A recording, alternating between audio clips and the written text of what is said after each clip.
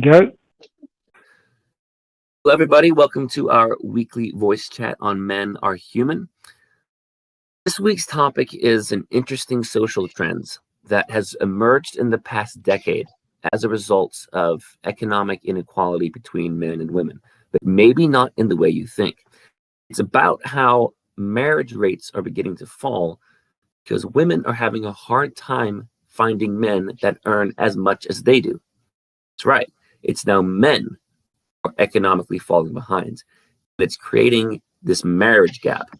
If you look at the voice discussion, I just posted this link. You can see the title says, "Women are struggling to find men who make as much money as they do." And the case today, young men today, and really by young, I mean anything under 40, 45, because this has been happening for over a decade now. Men are now earning less money than women.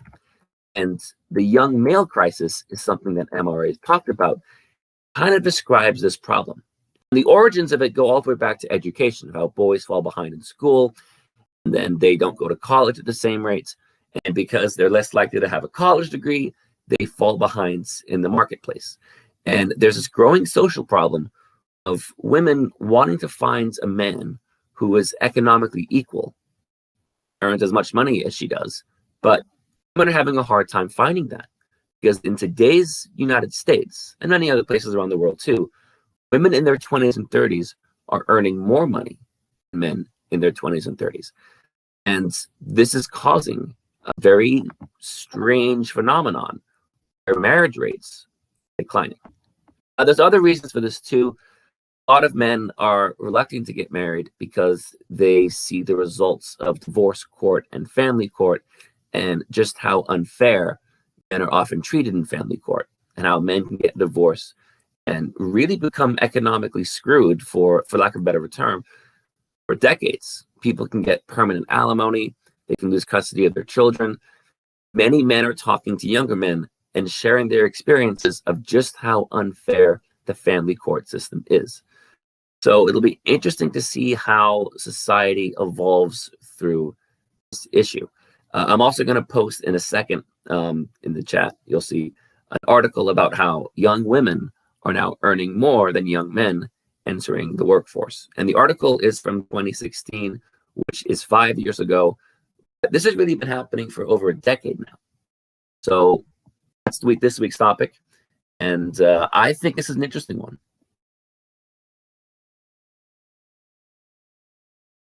Yeah. Oh, Go on. Well, being at the hospital and around everyone at the hospital, I will say I know very few female doctors who are not married to other doctors, and a whole lot of male doctors who have stay-at-home wives or nurses for wives, things like that, teachers.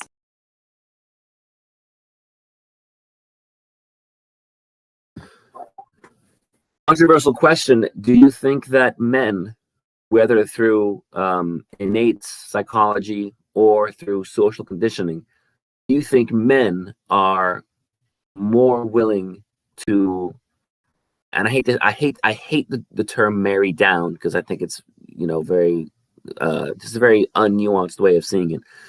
But do you think men are more likely to be willing to marry a woman with a lower salary than a woman is willing to marry a man with a lower salary than herself?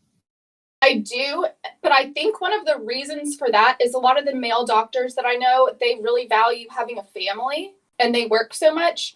But a lot of the women, to get where they've been as a doctor, they've had to be so super ambitious that having a family is not their number one priority. I don't know if that plays into it just there, but having a two-doctor household, it's just not great for having kids, honestly.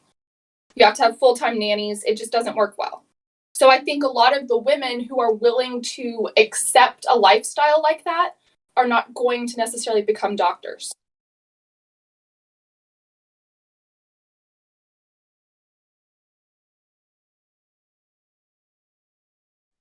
That's the myth of women being able to have it all. It's either the career or the family.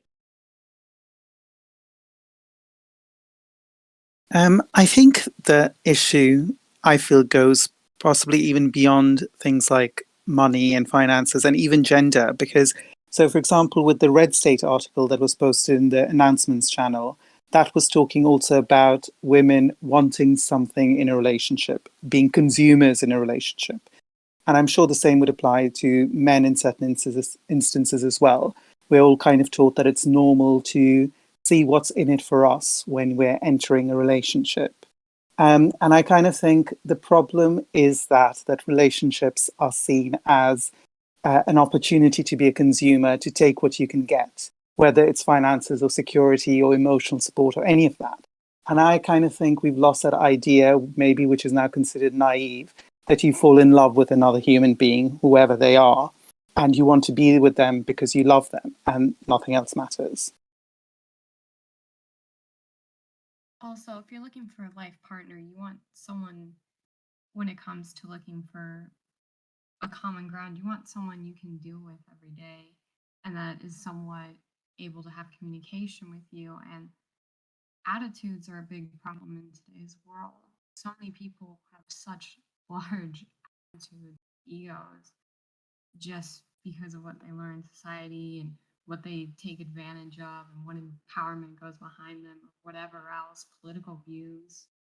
And so we have so many people who complain about being single, and it's mainly because of the fact that they have their own attitude or they're so stuck up that they refuse to change.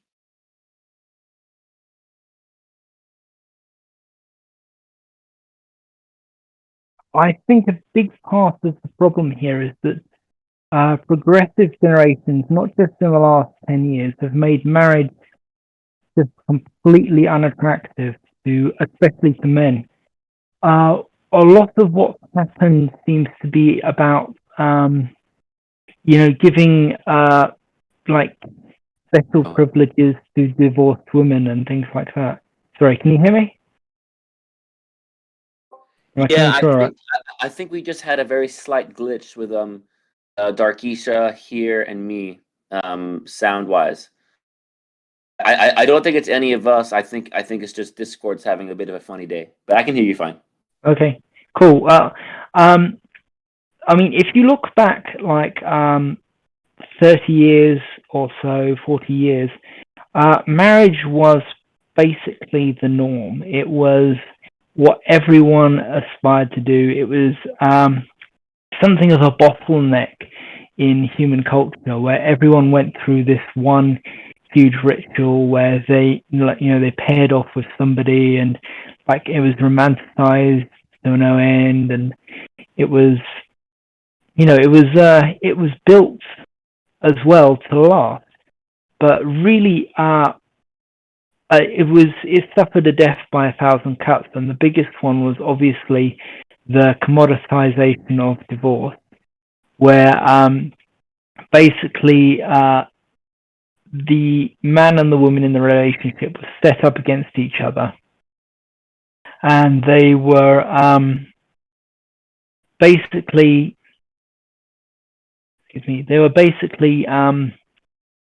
played off against each other by divorce lawyer companies and things like that, who have turned this into a money-making machine.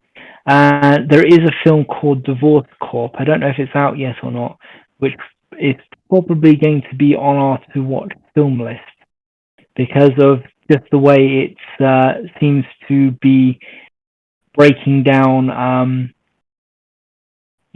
what's going on with this and how marriage has been destroyed by this industry, which profits out of the pain of like everyone, basically, couples and children and so on. And it has become the norm now to not just marry once, but marry several times and get divorced when you get bored of the person. And then that in its turn has had a knock-on effect. But obviously the family courts are probably another one of the biggest cuts, as Blue Orange said. Basically, it has become incredibly dangerous for men to get married. I don't think we can really underestimate how dangerous it has become if you pick the wrong partner. I mean, if you pick the right partner, everything's fine, everything's rosy. But if you get the wrong partner, men are seen by the system as money on legs. The system will try and squeeze you for as much as possible because they get a cut. So they will push for a high amount of alimony, high child support, high everything they can get, and they will make you, you have to pay it. So it's this was actually a battle. I believe the National Coalition for Men was involved. Darkisha, if I'm wrong about this, let me know. I think we actually brought this up in our last Zoom, or maybe the Zoom before that. There was a case in Florida. There was a lawsuit about, it was a call for reform for alimony law. Because Florida has something called permanent alimony, where a man can get married at 20, get divorced at 31, and be ordered to give alimony for the rest of his life. Even after he retires, it's still garnished from his Social Security. And the men's group, pretty sure NCFM was involved, I believe, to some extent, was basically pushing for this reform. And of course, the feminist group now, National Org for Women, came in and blocked it and protested it. And it never happened. And let me post a link of the main plaintiff for this was a man who was 72 years old, and he had Alzheimer's. And because he had permanent alimony, he couldn't get proper health care for his Alzheimer's because his Social Security was being taken away every month for his ex-wife, even though they had it divorced decades ago. And it was absolutely crazy. I want to find that story now. So this is something that MRAs have been talking about for a very long time, and another example of when feminists say, "Oh, well, we help men too," and you're just being reactionary. No, I mean, we were actually trying to change and fight against this alimony law because it's as crazy and as bad as it is. And it's interesting to note that there are entire law firms that specialize in nothing but divorce for men. So those law practices wouldn't exist if it wasn't a real cause, because they wouldn't be making enough money to stay in business. If family courts weren't as unfair as MRAs say, then these specialty lawyers wouldn't be able to earn enough money to keep their office open. But the fact that there are so many offices, law offices, that specialize in divorce for men proves that it's a valid problem. Otherwise, they wouldn't be able to stay in business.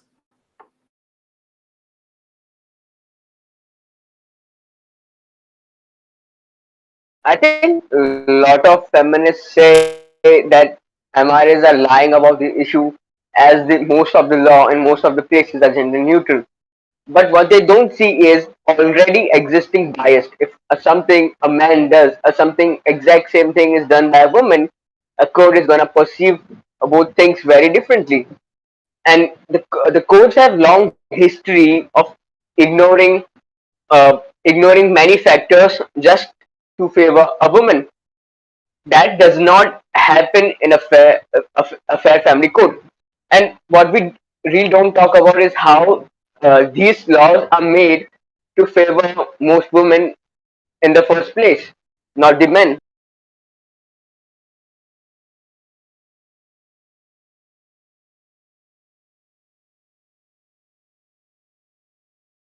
I'd also like to add that it was a bipartisan bill that would make child custody laws gender neutral in Florida that had bipartisan support, but then the governor vetoed it because Now told him to. But that's like, but it's like this is a trend that keeps happening in Florida. It's just like not an isolated occurrence. Just wanted to add that to the conversation. What was interesting is I remember there were articles. I'm going to post a link to a video of that story there. But what's interesting is I remember like even 10 years ago, you started seeing these articles about the marriage strike.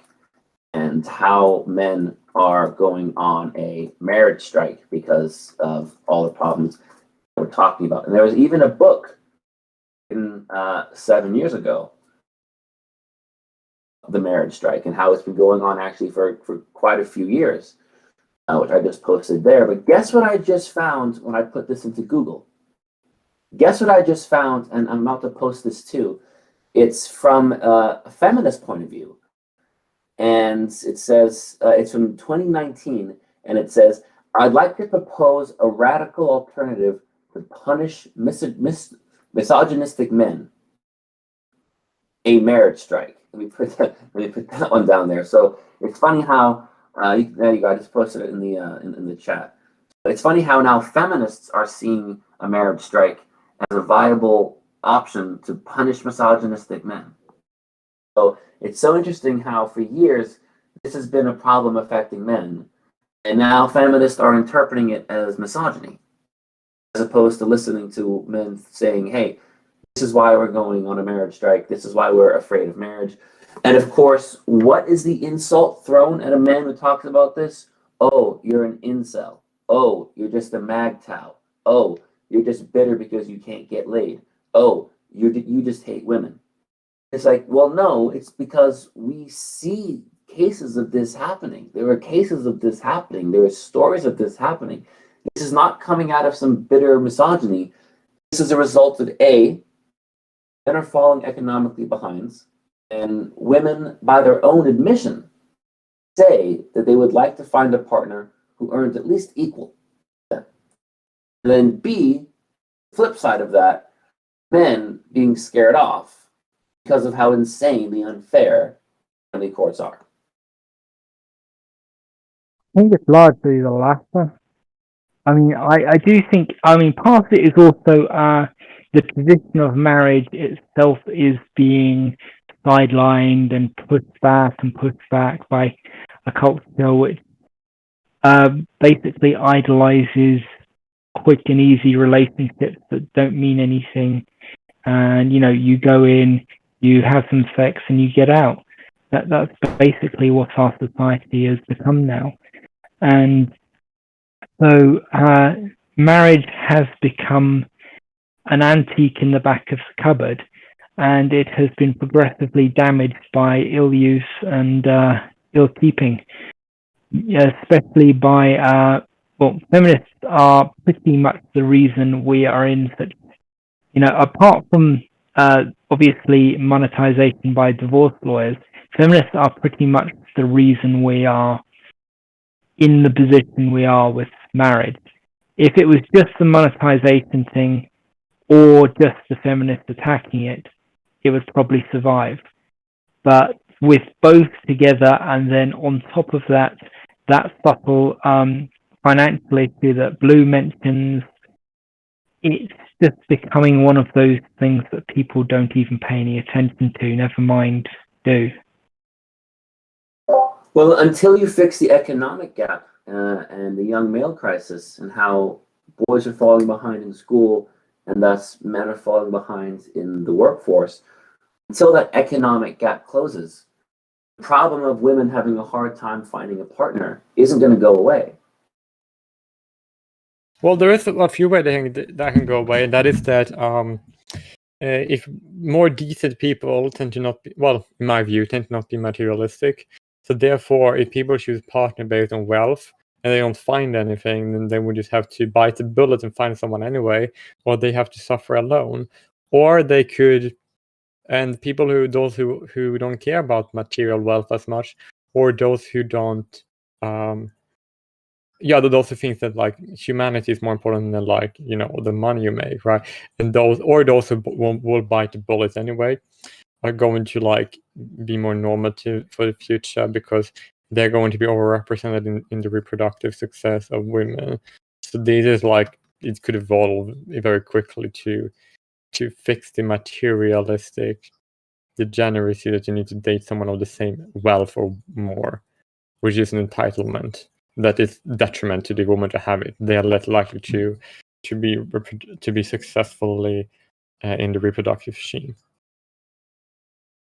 I just want to raise 2 points. One is in relation to the point that was made about how marriages don't last as long as they used to, and people look for quick relationships or seek, for example, just monetary gain. I feel like the cause of that is largely because as a society, we've been taught that discomfort of any sort is bad. And as soon as we feel any discomfort, we must discard it and we must only seek comfort. And I think that's particularly true for women because the perception is that women have had to go through so much discomfort in the past through social injustices of the past that now they must only embrace comfort and only do exactly what they want.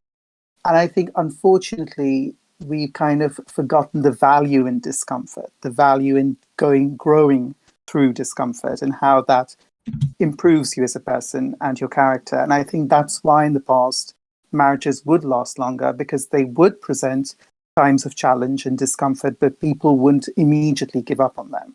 I think now we're taught, and as I said, I think particularly women, but maybe both, that now we're taught that you should give up on it if something is not good for you. So there was that point. But also, I think when we were talking about laws and legal injustices, or even injustices within relationships against men, I think, again, we should consider why this is going on the way it is. And I think it's because there is now, I think we're in a time where any group that is considered to have been privileged or traditionally have been privileged has to be brought down, whether it's a racial group or a gender group. And I think that's what's going on now with men. The perception is that men have been privileged for far too long and now should be brought down. And I think that's why it's so important for men to be open about who they are and what they've been through, to show that it hasn't always been a position of privilege. There may be certain arenas where they did have benefits against other genders, but there was many others where they were repressed or in some way not the privileged, in fact, the underprivileged group. And I think for that reason, it's really important for men to be very open and for us to encourage men to have their voices heard. Well, but it's problem also there that is all I just have you're to add expect. that, Go on. yeah, I just have to add that anybody, for whatever reason, who thinks that any group of people that they consider to have been historically privileged, regardless if that's true or not, anybody who thinks that groups of people, demographics, should be brought down based on how they had it in the past, irrespective of how the individuals of that particular group are being treated now. Anybody who thinks that any demographic should be brought down based on race or gender, if anybody believes it for any reason, then they are basically a horrible person. Like, no one with any form of human or morality and decency, who have any form of respect for other people, could ever could ever think that way. People who think that way are incredibly evil, and they should be opposed relentlessly. One should never ever think people that are that way. They are like the scum of the earth. Like, they're horrible people. That's just what they are. And they should be exposed as being horrible people. They literally believe that children should be punished for the actions of their parents, like not by the parents making bad decisions and that translating to children's suffering because of that, but no, there should be a government action against people because their parents did good for them. That is awful. There is no justifiable in that. It's absolutely horrendous. And we should expose it as being horrendous and never accept it in any argument. In our lifetimes, for my entire adult life in the United States, statistically, men have been behind both economically and in education. So it's not say, oh well, we're just punishing you for the past, or we're just trying to make things equal now. And then the line that I hate the most is, oh, when you have privilege, equality feels like oppression. Men have already been behind for a long time. It's not like, oh, men are ahead now and there's a bit of a backlash. It's that men are already behind. Yes, but I think the problem is that the perception is so different from the truth. And I think the two need to be aligned, because the perception, I think what you just said would be a surprise to somebody, or they would argue it, because the perception has always been that the men are the privileged ones, and therefore the sense of justice is to balance the scales by bringing one side down. And so I think that's why what I was saying is that the perception needs to be brought more in alignment with the truth. Well, anybody who believes that you should punish demographics because they have inherently better, even if that's true or not, people who want to do that that's like their perception is irrelevant. Their conclusion is based on their being extremely immoral. Like they want innocent people to be punished. That is not just. If people think that's just, then they're horrible people. I'm sorry, but their justification is bonkers. It's absolutely it's horrendous. One cannot excuse that. They have really gone past attacking whole demographics now. I mean, it is because you're part of a demographic, but if you're talking online, they'll say, shut up, you're a man, all this stuff. I think one of the most insulting things you can do is look at someone and think that their life has been easier than you and think that they haven't been through things. I try to look at every single person I know and say that they've been through something I know I couldn't have. Because I just think that's the most insulting thing you'll ever hear. And I think a lot of these people that are, talking about how hard their life has been and their trauma, they haven't had it nearly as bad as some people who you really get to know. And those people don't tell you right off the back what they've been through. I agree with you 100%. But do we need to expose the immorality of people who wants to punish entire demographics, because that's not justifiable? Like, there is no way that could be justifiable to any decent person. It doesn't make sense. It's not. I agree with both of you, but I think you have to kind of come up with a constructive solution to an injustice, because I think what we're describing is where people are trying, in the name of justice, are doing something very wrong to one group of people. But I think the way you see things is not the way everyone else sees things, unfortunately. And so I think what do we do is the question. Like, how do you solve this problem? I don't think it works by just condemning people. I don't think that works, because they can continue to still have the same views and act on the same lines. They'll just won't do it openly. So I think it's really about changing minds as opposed to condemning a mindset. Yeah, but my point is that most people in society, if you were to say them a blanket statement, punishing people for the behavior of their parents is wrong, and punishing people and punishing entire demographics, and ignoring the situation of the individual is unjust. And if you say that to most people will say, yes, that is wrong, and I'm not support it. So we people who actually agree with me on us, but this, we are probably the majority in most societies on the planet, right? Because it's just common sense to not want to punish individuals for things they have not done. That's the normative position. Because punishing people for things that are not done is, according to most people, that is wrong. Like, it's very easy to convince people that that's wrong. And most people already agree with us on that anyway. Imagine being a white guy, but having been gone through hell throughout his childhood, been abused, been a runaway, have been in jail, falsely accused, but put his life together, and someone just shame him because he has white privilege. I think the whole idea of shaming people continuously on some kind of privilege is wrong. If you look in a way, everyone is privileged in some kind of way. Mm-hmm. If you're rich, you have some kind of privilege. If you live in certain neighborhoods, you have some kind of privilege. If you are tall, you have some kind of privilege. If you have good eyesight, you have that kind of privilege. it's I mean, people do have privilege. Many privileged people fail to see problems of those who are less fortunate. But I think it's wrong to just blame people or shame them for their privilege. Well, that's shaming people for accurate or presumed privilege is just bigotry. Like it's just that's it. It is that's what it is.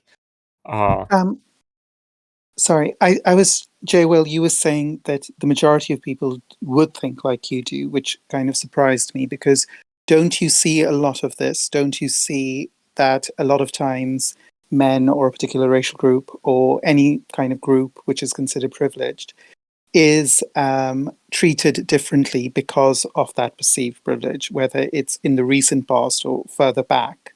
Don't you think that is something that happens a lot? That is something that happens a lot, but most people would presume a group of people to be privileged, regardless if that's accurate or not.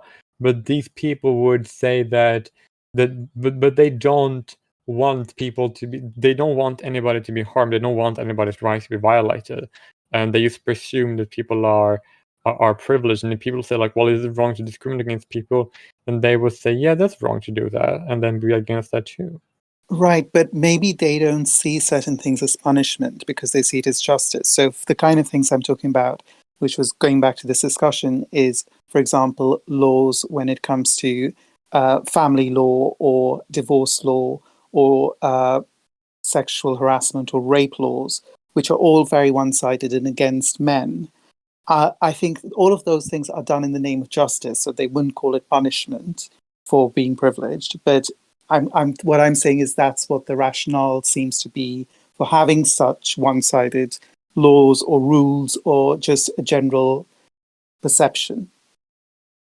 Yeah, that makes sense actually, because like, but people don't understand justice if they think it's okay to discriminate against people who have not been who are innocent. Like discriminating against people with the law.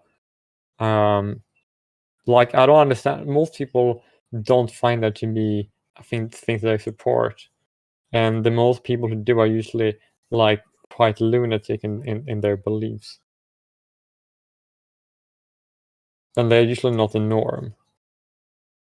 Like in every single place, that's been the norm, except for like online discussions, certain forums. But like, I do believe the reason why they can have their way is because people in society in general don't know what they want, not what the bad people want, and they're too afraid to speak up.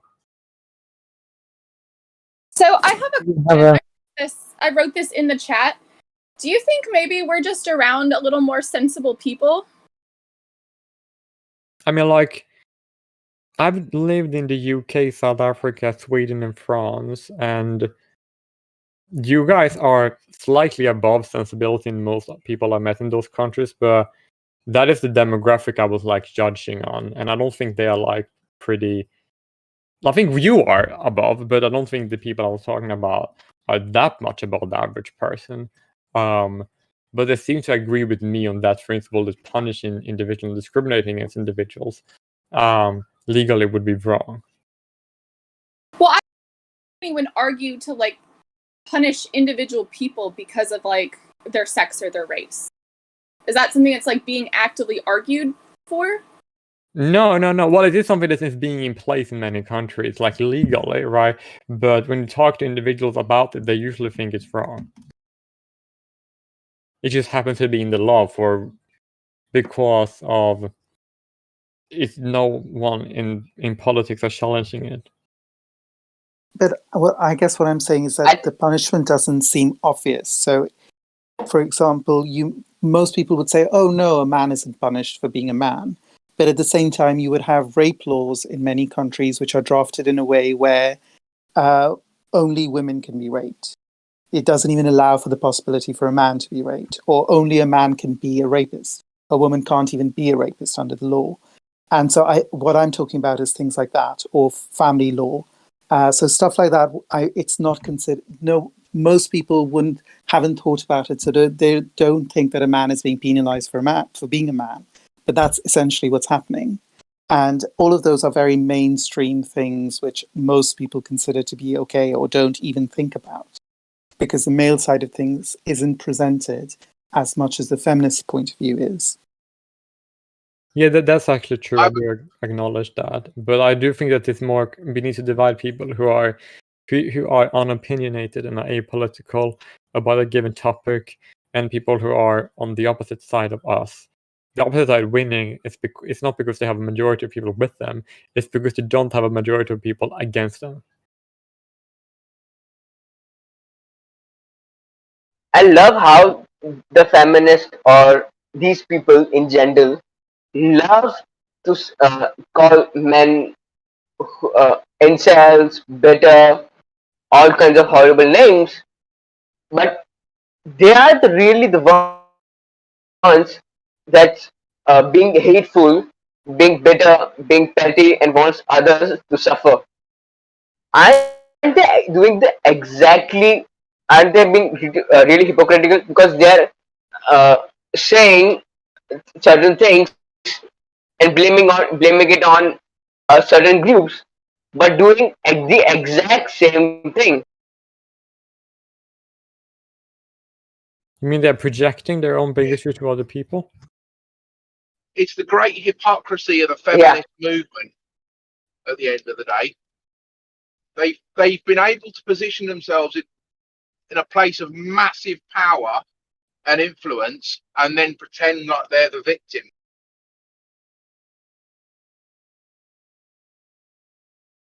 And that power Yes, and influence like the article. Sorry, I was just going to say, and in fact, Like power and influence is based on the victimhood. So because of the victimhood, one gets the power and the influence, the perceived victimhood. Like in the article Blue mentioned above, the feminist was saying that how these men are bitter, these men are misogynistic, how dare they be so bitter and hateful to women because they don't want to pay a lifetime of alimony. But aren't they the ones that are being hateful, bitter, because they want men to suffer at the end of the day, whatever their excuse might be. It'll be interesting to see how dating looks in 20 years from now, because I think society has, as I predicted it would, really reached a point of great division. And I hate to call it a left and a right divide because it's more nuanced than that, but you would have people who would be more ideologically close to feminism, and then people who would be more close to the men's rights point of view, or AKA the right-wing point of view, which is not a fair label, but it's a label that we have. And I think people are very confused now, and I can only imagine what it's like being a teenager growing up now. So it'll be interesting to see how the gender conflict and the gender tension that we have in society now is going to play out in 10, 20 years, and what it's going to look like. I think there's going to be a big backlash, personally, to radical feminism. I think that you're starting to see like feminist classes being taught in high schools. I think there's going to be a big backlash to that. I think I've already witnessed the backlash because I actually am very young. I actually went to high school. I graduated the tail end of the last decade from high school. So, and when I talked to most boys in my age, right, it was like upper teenagers, like from age of 16 and to 19, right? The vast majority of boys in that age were on board on my side of this, like, because most men and boys in my generation age, like being told that you're like the worst human that existed and you're like terrible and should just like are responsible for a lot of things you aren't, like, because we have been like told that we are like so bad for so much that it doesn't, like, we basically have built an immunity to it. So if somebody, for example, were to tell, so we basically like are much well aware of all these, right? And we are against being treated or considered to be horrible people because we aren't horrible people. So based on your observation, the propaganda and the brainwashing is not working.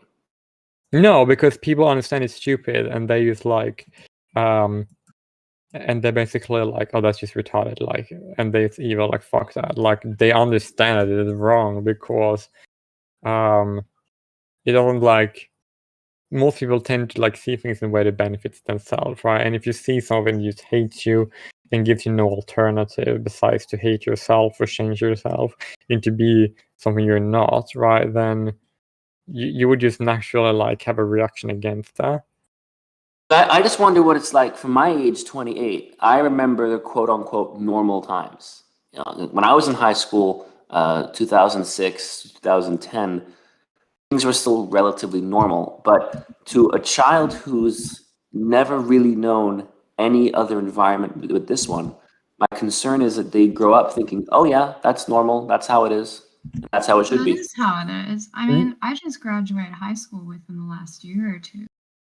And I'm not saying anything against you, Gary, but in my personal experience, they're just adapting and accepting whatever's going on as normal, whether it be consistent domestic abuse in their relationships, emotional abuse, just the fact that they're not going to get treated well. They don't seem to enjoy taking these classes, but they accept these feminist classes as fact, and they just live with it and go on, I hate to say it, but sort of living in their ignorant bliss, hoping that somehow believing it will get them somewhere.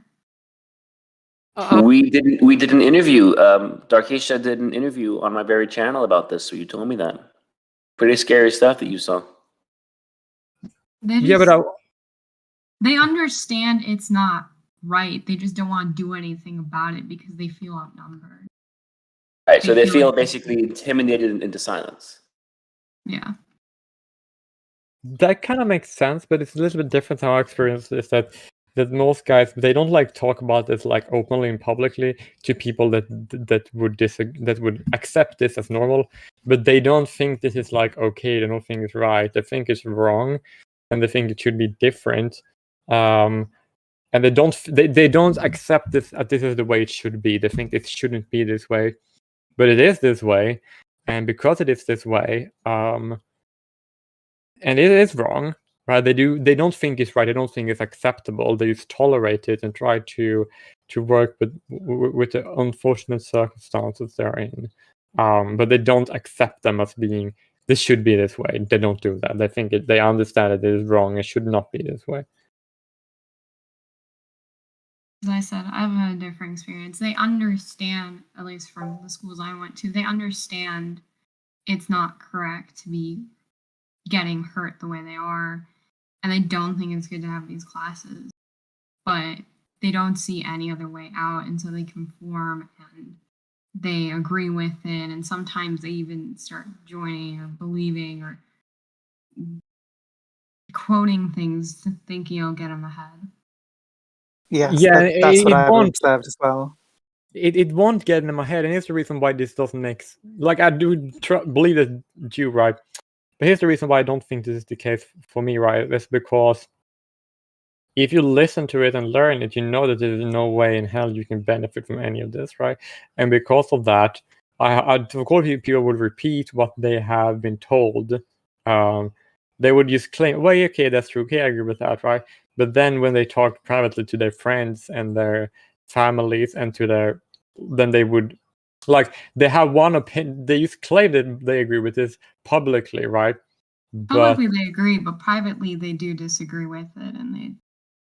Yeah, because like, and most people actually in this would even know that people disagree with it privately. They just like, so it's like it's a pretend game, right? And I believe that in places where there are mostly men in workforces, right, and when a group of male friends, right, then they tend to not agree with this at all. They think it's bullshit.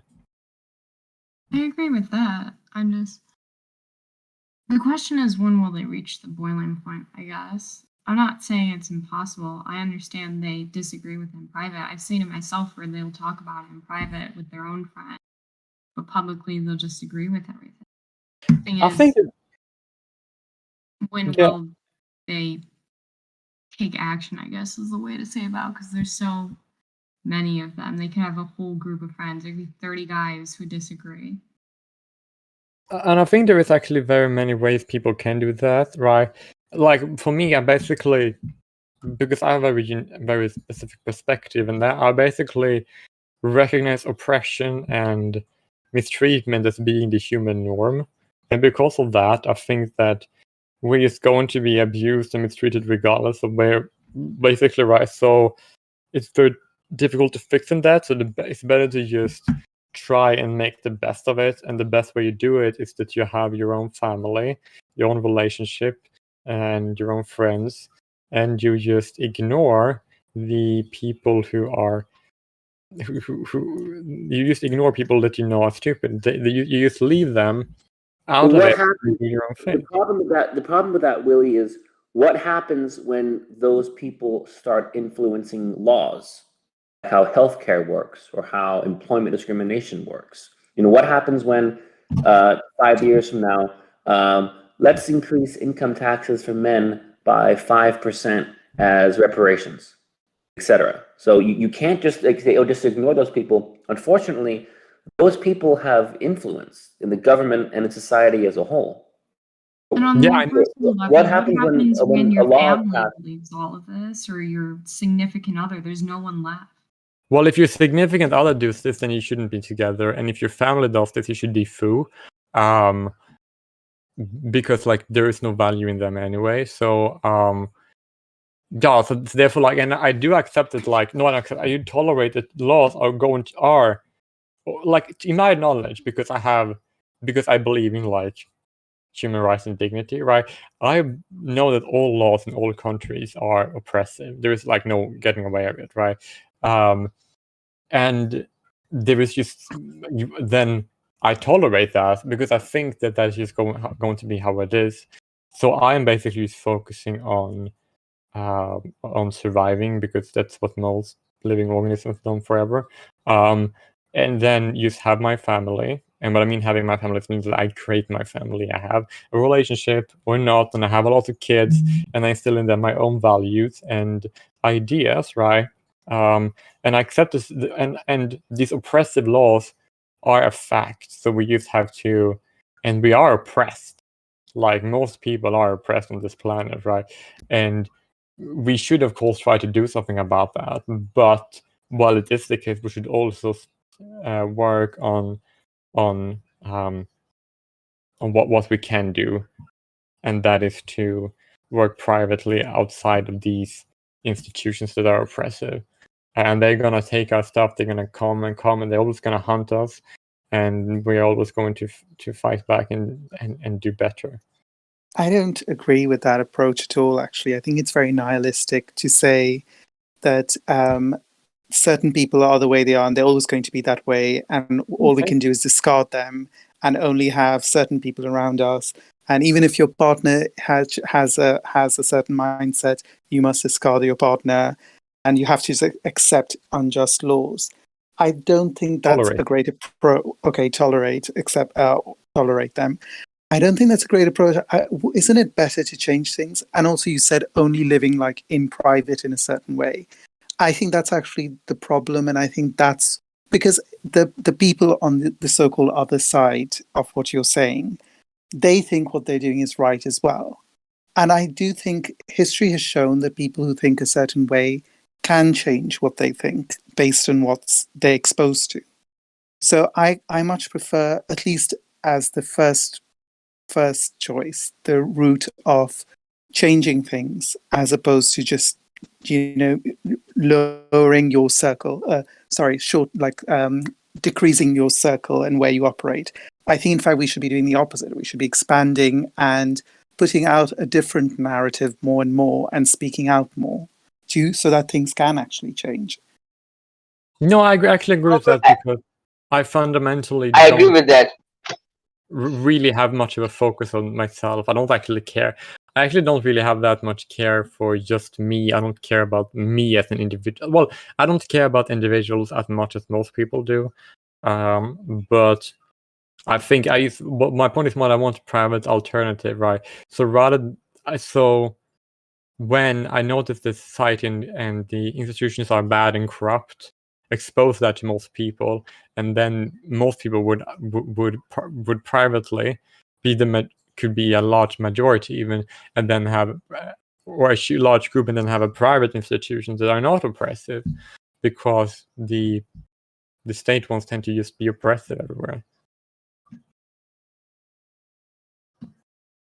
The biggest barrier to getting these laws changed is actually getting society to change its mind. You're not going to do that quickly. It's going to take tens of thousands of years potentially. And that's the reason why tolerating that you are currently living under oppression seems pretty reasonable, even if you're trying to change it, because if you're gonna take that long, you're not gonna be allowed to witness it. But that doesn't mean that I can, because I'm just a cog in the wheel. What I mean by that is that I carry the genetic legacy of my ancestors and my descendants, right? And I'm gonna suffer probably this lifetime, but in future generations, it's hopefully gonna be better. And I'm working, and I think we should work to make the future better. And that's like exactly my point. Is what you were saying. I just went it from a different perspective, I suppose. I agree that I'm things going to take. disagree. If I may, I'm going to actually disagree though with M saying it's going to take a very long time to change these laws and to change these minds. First of all, I think there already is quite a high demand and quite a high awareness of these issues. But secondly, I think, imagine if everybody in the world watched the Red Pill documentary, and suddenly all these people who never knew that these men's issues exist become aware that they exist. I think if we grow and we become visible and we become mainstream, politicians would be pressured into changing these laws, because if the public started to say, oh my God, it's true, my son is being harmed by these laws, I think we could get change much faster than you may think. I'm not saying it'll be easy or overnight, but I definitely think that within the next 5 to 10 years, you may see society really start to take notice of what we're saying, and politicians and laws would follow suit. Well, look what's happened with Erin Pizzey. Yeah, it's taken 50 years since she opened the world's first domestic violence shelter for a near gender-neutral definition of domestic violence to be put into law. And she was hounded out of the UK into Canada and North America, where she was hounded even worse, including death threats and being shot at and what have you, for countries to start changing their domestic violence laws. And look at the fight that the feminists put up when the UK tried to change its definition of domestic violence to be more gender neutral. They lost. And actually, the feminists are going to spread those laws into countries like Sweden and Bulgaria and make those more gendered, so that they would be more, so that those laws would be more like the UK ones, which are very gendered. And they lost. That's why They lost the feminists in the UK. 10 years ago, but that's why they're spreading eastward. Like they're trying to spread, and then they want to implement their ideology in countries that doesn't have it, like Sweden and Bulgaria or Turkey, so that they would have the Louvre model too, so that they can have their evil society because of their threat narrative of patriarchy theory. It's also because it's probably benefiting someone. And more than half these situations, some of these laws are made because somehow it's benefiting some politician or some rich person or something. What it absolutely do is convince someone how the men's rights movement is going to be beneficial to them. You are 100% correct about that, because the feminists have made the domestic violence industry into a very lucrative industry. Their main motivation for making the gendered issue is a state-sanctioned profit motive. And we need to expose that more and more, because that's literally exactly what it is. And if you can spread they are not ignorant about the fact, reality of domestic violence statistics. They want to keep society ignorant about those. And that's the reason. And those laws that they want to put in place would keep society ignorant about these realities. We've got quite a lot of proof of that now. Was it Ellen Pence, whatever her name was, who actually debunked the Duluth model, and she was one of the women behind it. And the Duluth model is still being used. And how many senators or MPs can everyone think of that have an interest in men's rights? I can only think of one or two in the UK.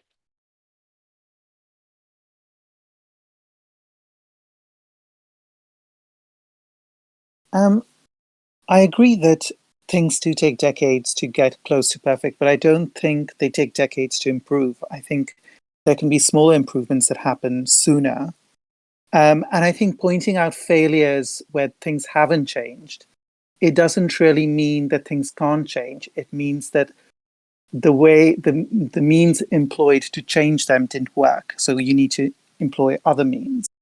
I think inspiration can be taken from other movements as well. I mean, like with the LGBTQ movement, things change so rapidly, so quickly for the better for LGBTQ people.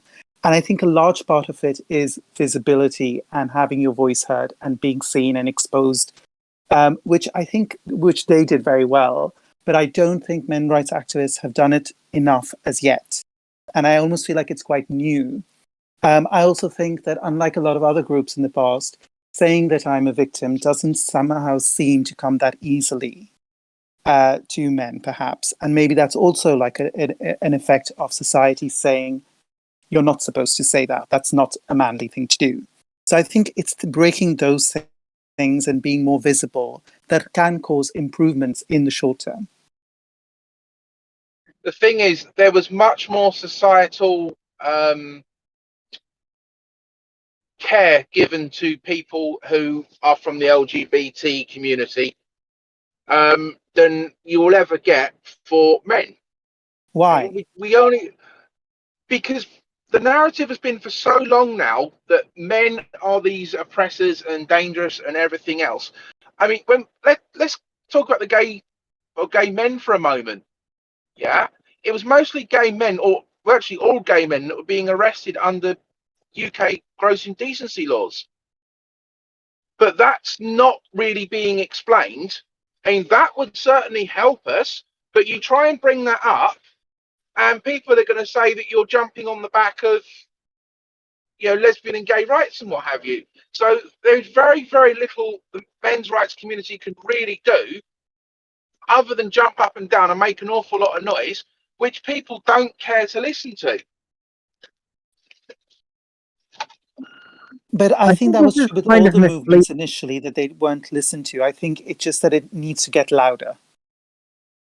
I think this is kind of misleading, thinking of LGBT people as different to men, because primarily when they started out, they were literally just the gay movement. Like that's literally all they were. Lesbians had problems, but they didn't have anything like as many problems as gay men did. Stonewall was gay men versus cops, pretty much as an entire event. I mean, there were other people there, yes, but that was the primary thing that was going on. And it's very much the case that, like the police were beating them up, gay men were considered the lowest of the low and so on. But I think that we need to start calling gay rights a men's rights issue. And I think that we could actually launch off of the LGBTQ movement. Actually, we started out that way. In the United States in the 80s, a huge amount of male groups, men's rights groups in the 80s, were run by many gay men and had a giant population of gay men. I mean, I wasn't trying to suggest that the two are mutually exclusive. And obviously, queer rights affects men who are queer. But I think when I'm talking about men's rights activism now, it's different to the LGBTQ movement, which only is for the rights of, the part that kind of overlaps is the men who are queer, but it leaves out cis straight men. And I think the MRA focuses on that as well. So in that way, it is different. And what I was talking about is that the men's rights movement can take inspiration from other movements like the queer movement or other civil rights movements.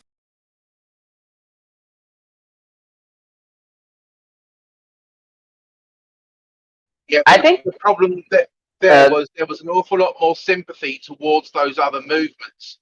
That sympathy simply does not exist when it comes to men. Yes, exactly. And that's what I was getting at. But why does that sympathy not exist? And I think it's because with those other movements, they were very open about what they go through and what they've been through.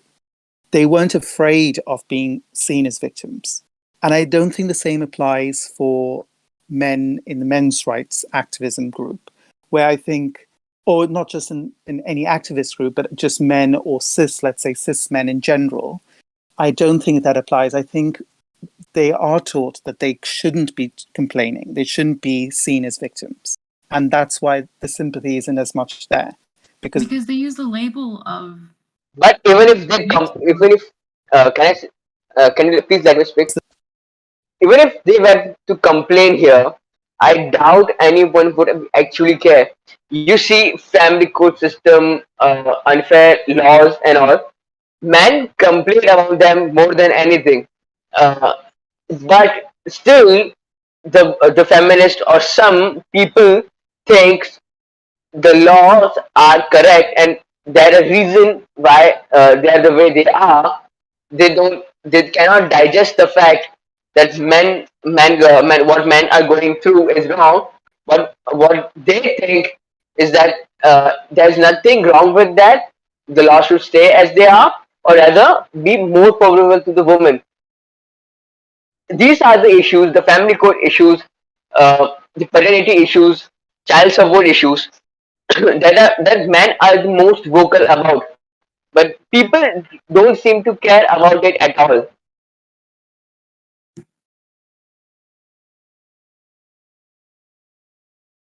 Something we really need to realize is that men's inability to classify themselves as victims does a lot of damage. At the first point, it basically stops them getting help because they don't feel like they've been raped or abused or anything like that. I mean, we often have people on the Twitter responding saying, well, I'm glad I've never had anything that bad, and then they come out with something worse. And it's basically, it works out that men are just sort of minimizing their own problems and trying to forget about them. And I think that's the major reason why we have so many, like we have a drop-off in terms of, sorry? They're taught to minimize their problems. They're practically taught that a victim can only be a woman. That is basically what a lot of media today says. They use the word victim, they use so many other words, and it seems like it can only apply to women. You will barely ever see articles talking about some boy that was raped or abused or something, and they still will not say the word victim. And they will try to take majority male problems like, like the COVID death thing. They'll try and reshape it into things that mostly affect women and stuff like that. And I think this inability to classify ourselves as victims really, it really hurts us in the sense that researchers like Michael Flood and people like that can then use men not reporting like being abused, and when they're questioned saying it wasn't that bad and stuff like that, they can say, oh, look, women abusing men is not as bad as men abusing women. But we actually have research now showing that the entire domestic violence industry is basically set up to exclude research on male victims and stuff like that. It's it's a self-fulfilling situation where violence is ignored and then minimized and then redirected so that men become the aggressors and it becomes self-defense. It's And manipulative research. That's what it really is. It's false Yeah. research. It's research for someone's upper hand. yeah, they're manufacturing facts. In fact, they're ace in the hole. The men kill more women in intimate partner relationships. Most of what I'm reading at the moment suggests that basically that comes down to men not having any way to escape those relationships. And women who are abusers using tactics like blocking doorways and things like that. So they'll be hitting you and abusing you, and then they're blocking the doorway and they're telling you to kill yourself, and like they're backing you into a corner and you can't do anything because even pushing past her is, it's an act of violence in the eyes of the police. So what they end up doing is either they snap and they kill themselves, they snap and they leave and they end up homeless, or they snap and they kill her. And I think that's borne out in the stats, especially when you look at the older stats before women had shelters, when domestic killings were basically equal.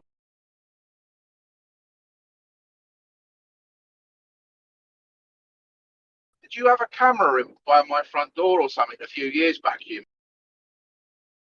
I've just heard a lot of these stories. I've spoken to a lot of men, and I've heard your story, and it's you end up, there ends up being like a default story with branching. It seems to repeat itself an awful lot, and I did actually have you in mind when I was talking. Yeah. I mean, if you want to talk about your experiences, please do.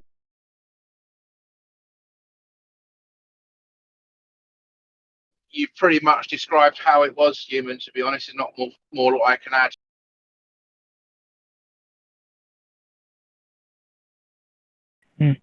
Well, I'm glad for my accuracy at least.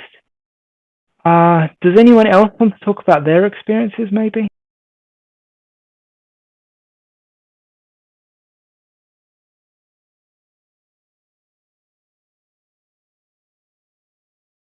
I have an experience, but I don't think it's that bad as many people here. But something similar happened when I was still in school, but a few years back. Me and my friends were sitting peacefully, and two girls came in, slapped my friend right in the face. And do you know why they did that? Because they were playing a game, and another girl dared her friend to hit that guy.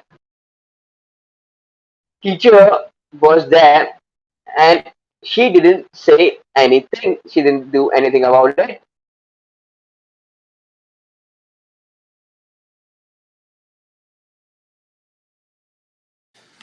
Yeah, this came up on my episode with Sam Cedar, where he was trying to push the false narrative that the vast majority of domestic violence is against men.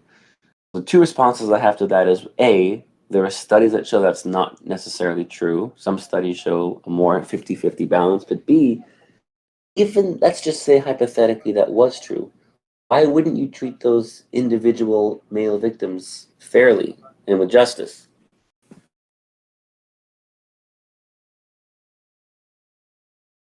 I have to say this, but I believe many MRA organizations have unrealistic goals.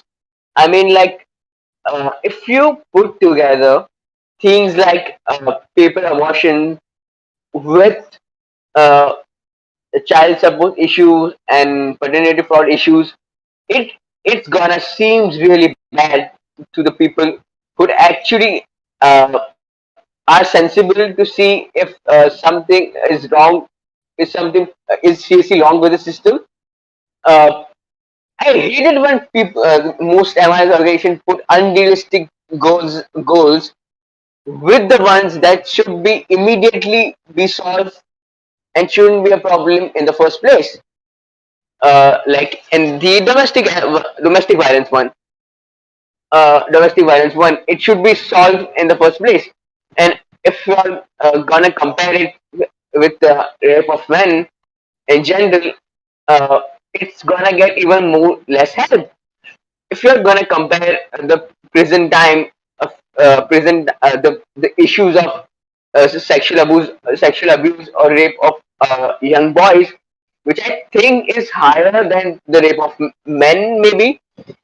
Uh, uh, People are just gonna ignore uh, it because we are saying that adult men also need protection.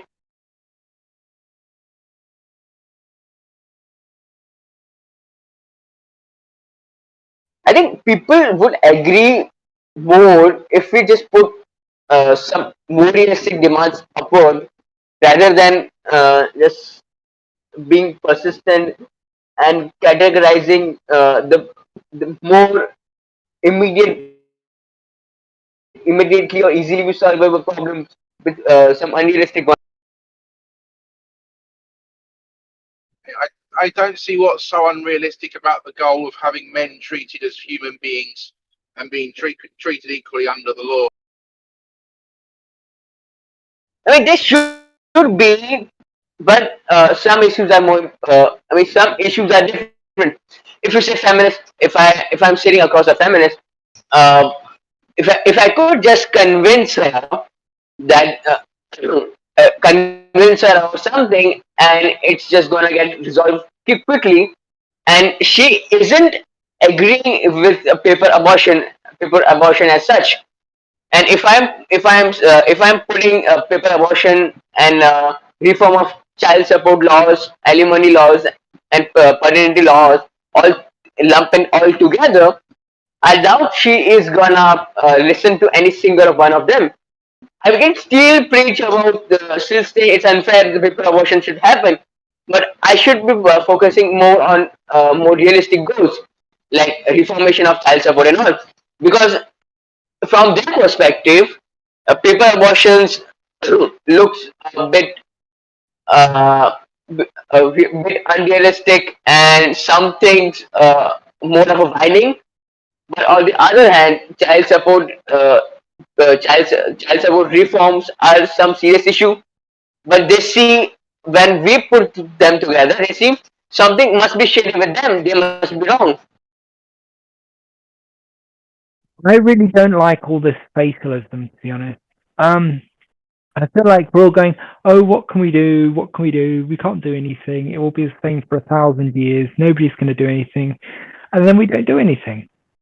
I mean, what kind of attitude is that? If we don't believe that we can do anything, then we're not going to do anything. We have to believe that we can change the system and that we can make it fairer and that we can make people realize that men have it pretty badly and that there are, specific things against men that make it difficult for them to, people to feel empathy for them, that, there are all these different, things that are stacked against us. If we can raise, people to have sympathy there, then I think that's doable. I mean, part of the reason we have this website is that so that people can tell their stories on the website, and then that makes it an awful lot harder for people to say, oh, men are just, like it's just statistics, it doesn't really matter, it's all very dry and academic. No, you have to tell people these stories that hurt their feelings and make them want to do something about it. And the problem we have is mainly that feminists control the media, and so they are controlling all of the stories. They have control of the narrative. But if we can switch control of the narrative, if we can, even worm in a few stories and things like that, into the media, both in terms of fictional stories and in terms of real stories, then we can start to shift that narrative. Because if feminists are saying that we're super privileged, we've got everything, and then you show them pictures of like all the homeless and they're all men, and it's just like, these people are super privileged, and feminists try to prove it with a study, saying that homeless men have hegemonic masculinity, then, you can show that they're being ridiculous and that they're being whiny, and they're basically, trying to use men as service animals to, make their own lives, which are already pretty comfortable, even more so. I honestly believe we are not doing enough. I mean, there are some of the things that might be controversial, but there are many things that we are actively fighting for that should have been resolved quickly. Like Blue said about the alimony law in Florida. If you go to normal public, or even if you go to many feminists, I believe they will agree with us. But if people really don't uh, bring people to our side, we actually just complain about it. And feminists, what they do is they took our complaint and put it in a negative light, and seem to portray us in a bad light. Like this, they compare the worst case scenario, where uh, where a man isn't able to earn anything, so the wife isn't getting alimony, so she is in the verge of poverty. When that doesn't make the most of the cases, and even if that did, we're asking for more fair laws. So the ones who actually need it still do need it, still can take it, but also making it more fair for the men. But they just portray it as we are gonna take away rights of the women. We are just gonna take alimony completely when I got women vulnerable positions. That's actually not true at all.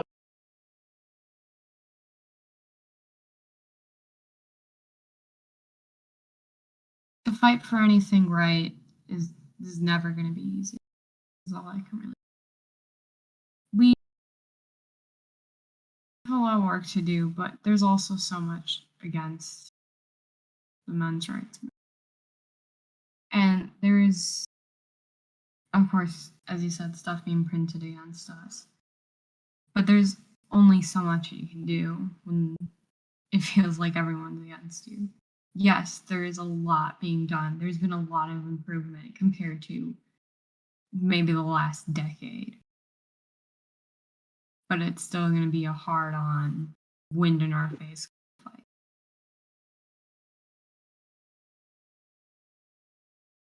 There was an effort to bring a law called Marriage Amendment Bill in India by women's organization, and you know what? It didn't pass. It didn't get passed though. But do you guys want to know what was it for?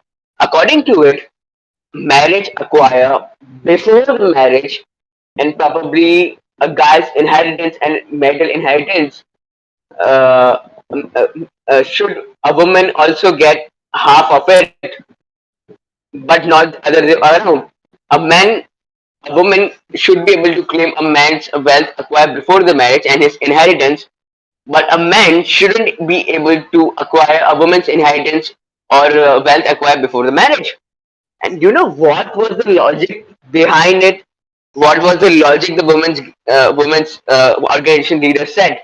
This woman was a big figure in women's organization. She basically represent most of them. What her reasoning was that many men aren't, first of all, aren't financially able to support themselves. They're jobless, so they aren't able to pay alimony. So to resolve this, a woman should also have a claim on his inheritance. But that's completely absurd by your logic. If a woman comes from a good family or has family support, she shouldn't get alimony. That's your same logic. If your logic applies there, it also applies here. And if a man isn't capable of earning himself, he needs support of his inheritance and his family. He shouldn't be paid to pay alimony in the first. This was the absurd logic of the so-called progressive leader of a women's organization, the so-called feminist. I can't even wrap my head around it as how the people can even support it in the first place. Thank God it didn't get implemented, and it was rejected and protested by many people.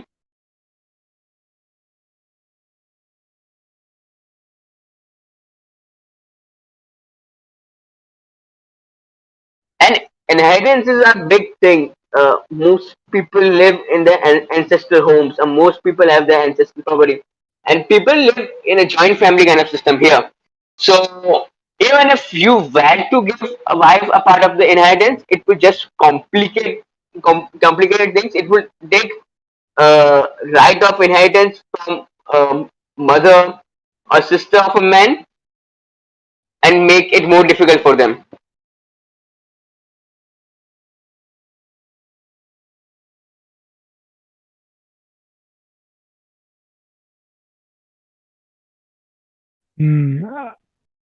Does anyone else have anything that they want to say on the front of men and marriage? Or do you guys think we could refocus this on a new topic? Well, I think when we've been talking about domestic violence and the Duluth model, I think that is connected. Because I also think that's something that men experience either firsthand or with their friends, and they see it happen. And it's a scary prospect being married to someone if they're abusive, and you know the legal system will basically ignore you. So I think the topic of domestic violence is related to the marriage gap. I think that's another factor in why men are afraid of marriage.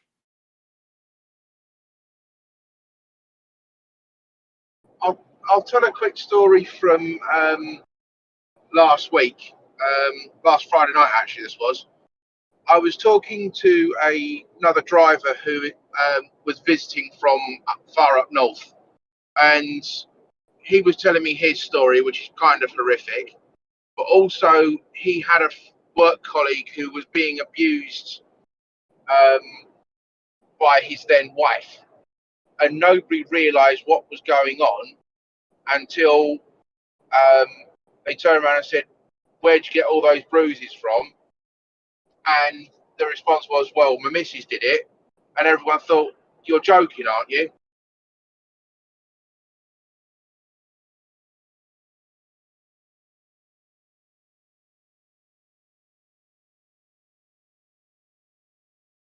Other people supportive of him? Did they laugh? I mean, you said they said you're joking, but did they say you need to get out of that situation, or did they laugh it off?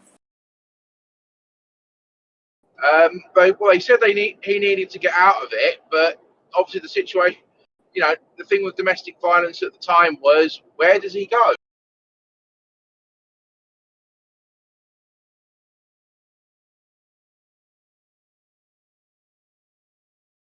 One of the problems with telling men to get out of the house is once they get out, the courts then assume that he's leaving her and that he's abandoning claim on the house and the children. And then it becomes an awful lot harder for him to get any sort of access to the children.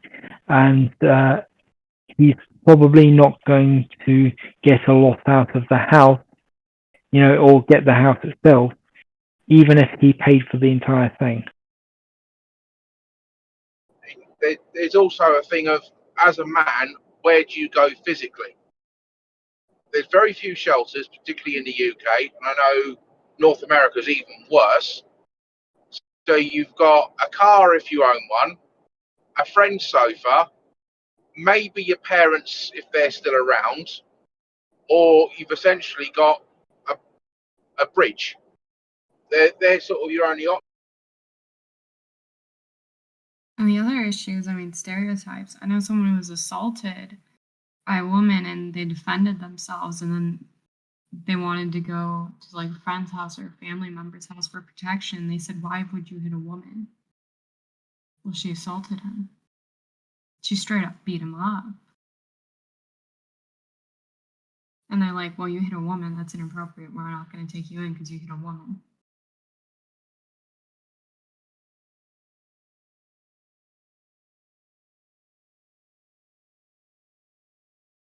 That's another narrative that needs to change, that you cannot defend yourself as a man if you're being attacked by a woman.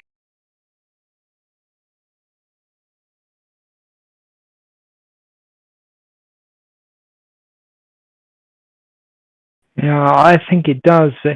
It's going to be very hard to shift because we're pretty much wired to protect women.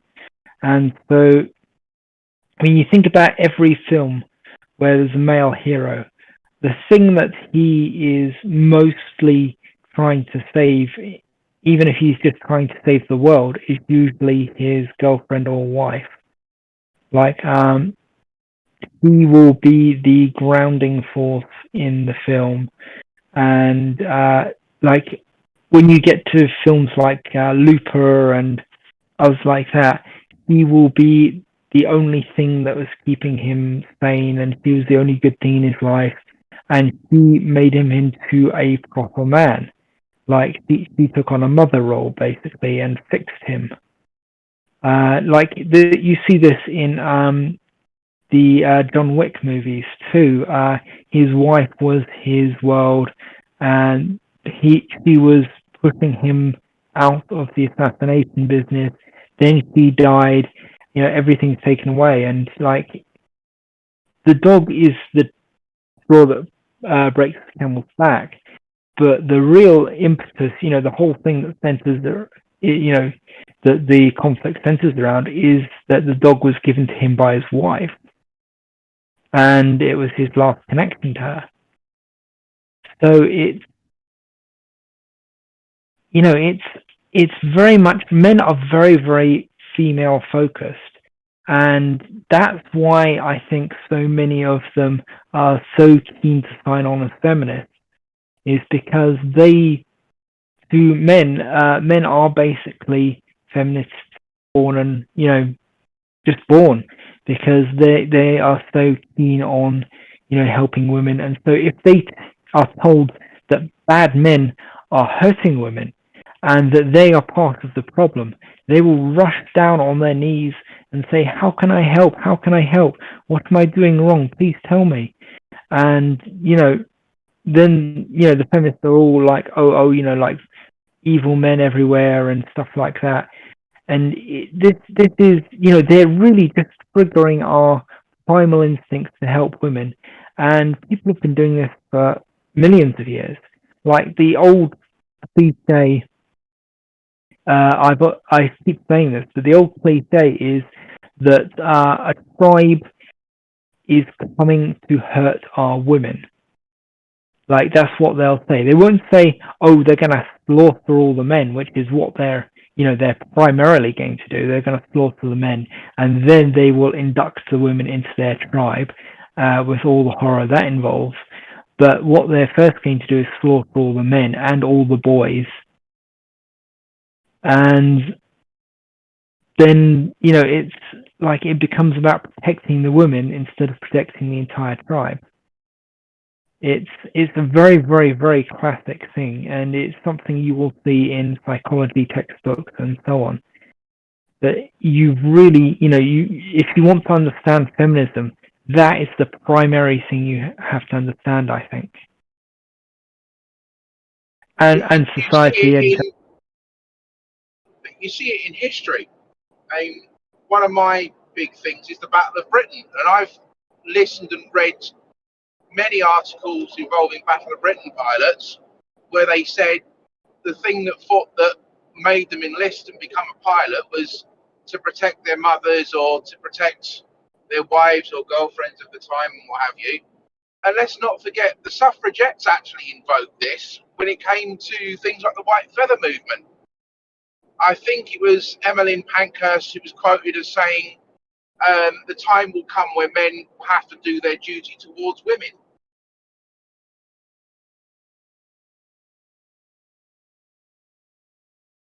Very much so. That's the kind of language that gives men a stirring in their hearts. It's men feel proud when they get to protect women. Like young men who are just on the dating scene for the first time can do some incredibly stupid things, specifically because they're trying to impress women and make the woman feel like this guy can protect her. You know, like they'll go out of their way to do like tests of strength and bravado and things like that, and they'll try to get into fights and to show her he can protect her and things like that. Like, it doesn't matter if the other person was like just walking along and didn't have any interest in fighting. They'll try and instigate a fight that they know they can win in order to basically display their crest like a bird.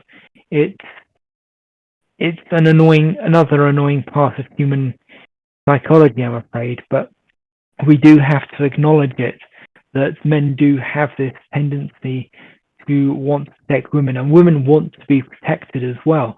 This is why women want tall men, because they feel protected.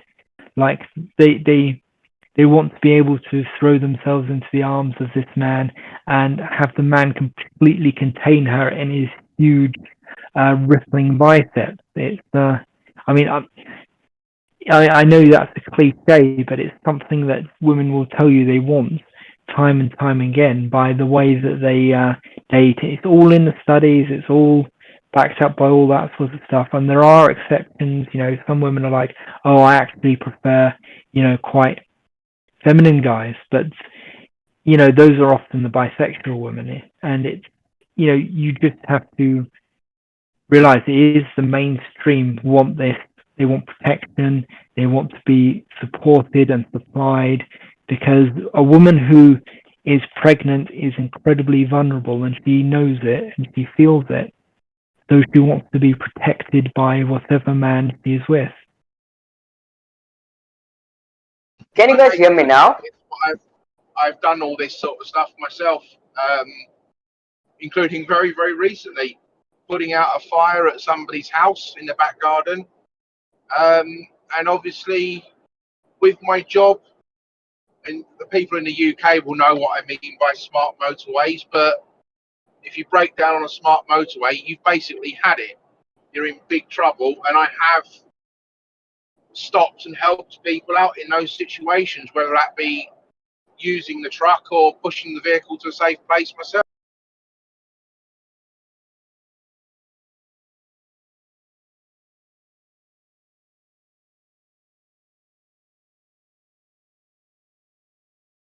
Why do you say that if you get stuck on a safe roadway that you're in trouble?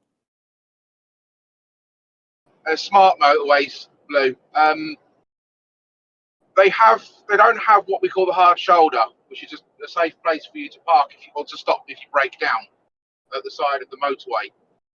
It's just a normal lane that is then closed in the event of a breakdown or accident. And there was one incident a couple of years ago. There was cars suddenly swerving out in front of me, and as I got a bit closer, I realised there was a broken down car in the lane of the motorway with stuff going past it doing 70 odd miles an hour. She nearly got hit 3 or 4 times, so I've ended up parking a lorry behind her and calling for breakdown recovery to come and pick her up.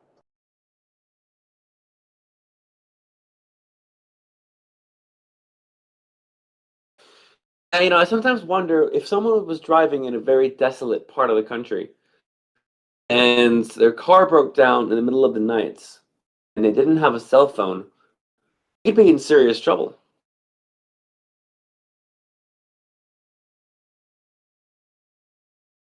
Can you guys hear me now clearly?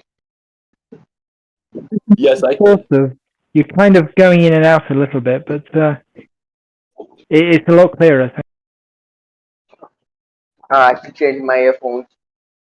What I was saying is, personally believe that people generally have certain tasks or certain chores that they prefer doing.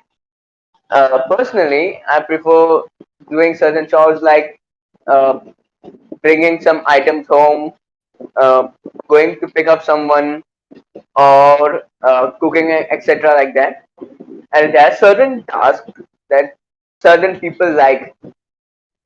And if in a marriage, I personally think if a guy or a woman is earning significantly more than uh, than the other one, I believe it's nothing wrong with that. And if a guy is wants to do something nice for someone he or she loves, if his or her love is happy, that brings him joy.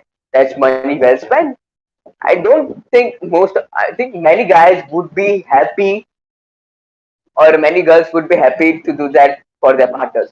I think there's nothing wrong with that. But I think the problem here is that even after someone cheats or decides to leave them, they are still expected to uh, to be to be still be providing for her or him, which is wrong. I mean, for a few years maybe, until the person can stand up for himself, but but for lifetime, basically seems like slavery. And most of the time, what we see is there's always a power imbalance between both the partners. It's very rare to see a couple where both earn or put almost exact efforts. I mean, it's you cannot judge a people's contribution to the relationship because people contribute in different ways.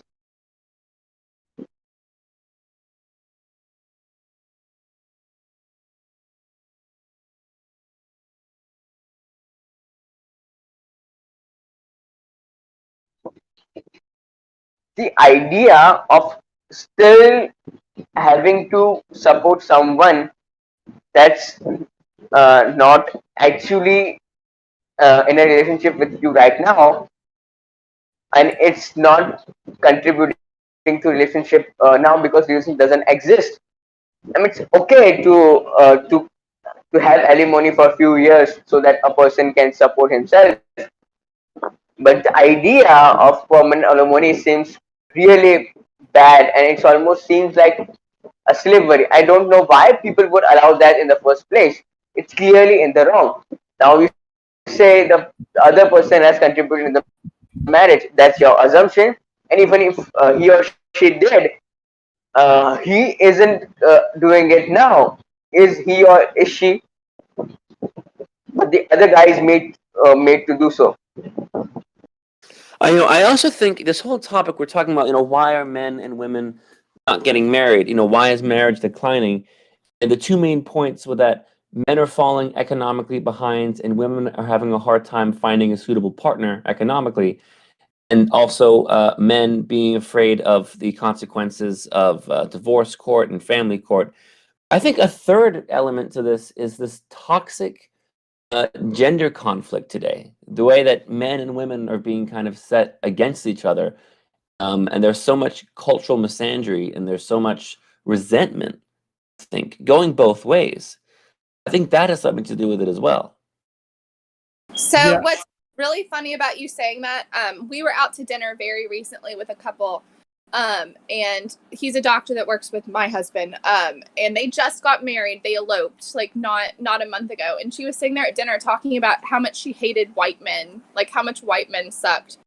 And I was looking at Benjamin, and when we came back in the car, he was like, I don't think they have a very good relationship, do you? I was like, I certainly wouldn't want to be sat there and told that my wife hates my entire group of people.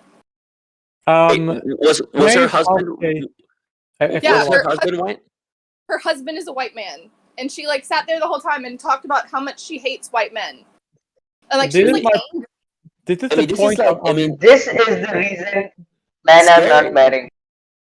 we're really sliding down a very scary slope. If yes, openly talking, I mean, that's the kind of conversation I could imagine, overhearing in Nazi Germany in 1934, 1935. I mean, this is how and you think it's a funny thing, and how could you compare it to that? But that's how these kinds of things start. You can openly express hatred for people based on how they were born. I mean, you say it's a funny story. I think it's a very scary story. but I actually can when actually. I said funny, I I don't think used I meant like ha ha funny. I think I meant Right, no, I get what you're saying, but did you give any pushback? Did anybody give any pushback? he didn't, but she's an overbearing bitch, honestly. And it Don't seems like say. in their relationship, he kind of puts his head down and ignores most of it. She's gotten into like graphic design, and I think it's like she's become much more political. Benjamin was telling me than she has been in the past. I just need Woke. to Sounds like a woke woman. Kathleen, is she white herself or something? Is she white herself? She's Asian. Oh, A woke wow. Asian woman. Huh? Oh, I just need to. I just need. so me to then say- why should they marry a white man in the first place? Because she's not. I know why. The reason is because she's not good enough to get an Asian man, and that is something. And I'm not guessing. I know that she's not good enough to get any of the men in China. Many overrepresentation of men in the entire country, and all of the Asian men. She's not good enough to any of these men. I 100% know that is true. And I would also like to say that the only reason why she can do this is because if someone like that is disrespecting you, right, and you take it, right, then you are justifying their disrespect. Like, her husbands actually deserve to be married to a woman like that because he tolerates her disrespect. And if you disrespect someone or is berating another person and they tolerate it, then they are going to signal that they are okay with it, and therefore you can and if people are okay with being treated like shit, then you cannot respect them. Like then you can only reply with more contempt, right? And so he is actually, I don't feel sorry for him like at all, because he is telling her that he doesn't respect, and people are signaling to other people they don't respect. Like, if they don't respect themselves, why should other people respect them? I don't respect him. So why should? Asked Benjamin why he thinks he puts Hey, up do with you know what? I got an idea why this is happening. It's the Anti-Defamation League and people like that. Every time they show an Asian get attacked in New York or something, they'll cut away and they show like this Charlottesville riots or these supposed white nationalists that I don't ever see. You know, they're always cutting away to that. I don't know why. Benjamin, like why he puts up with it, why the husband puts up with it, because I would never let someone talk to me like that. He said that apparently there was a very long 7 or 8 year relationship with another Asian woman, and they were both like 6 feet tall. Like, it's a very specific type of woman. And he bought her a ring, and they like went to Asia and traveled the world together, and she dumped him for like one of his good friends. So he thinks that he internally thinks he doesn't deserve any better. And like they've had talks about that before, but that's still, I mean, the fact that someone feels so comfortable in a restaurant to say something blatantly bigoted and hateful and the fact that that's become socially acceptable is so scary to me. Kathleen, did you or your husband say anything? Because it's all over social media. It's all over the media. Media for the last like 2 years has been nothing but endless attacks that are completely radical on one group or another. And so we've completely accepted that we can just say that out loud now, wherever we go, wherever we want. Kathleen, can I ask you something? How are divorce laws in place where you live Huh? Kathy, how are divorce Can you write down what you're saying? I can't understand what you're saying. And Kathleen, did you What and I your was husband saying say is, anything back? how are divorce lawyers in the place where you live?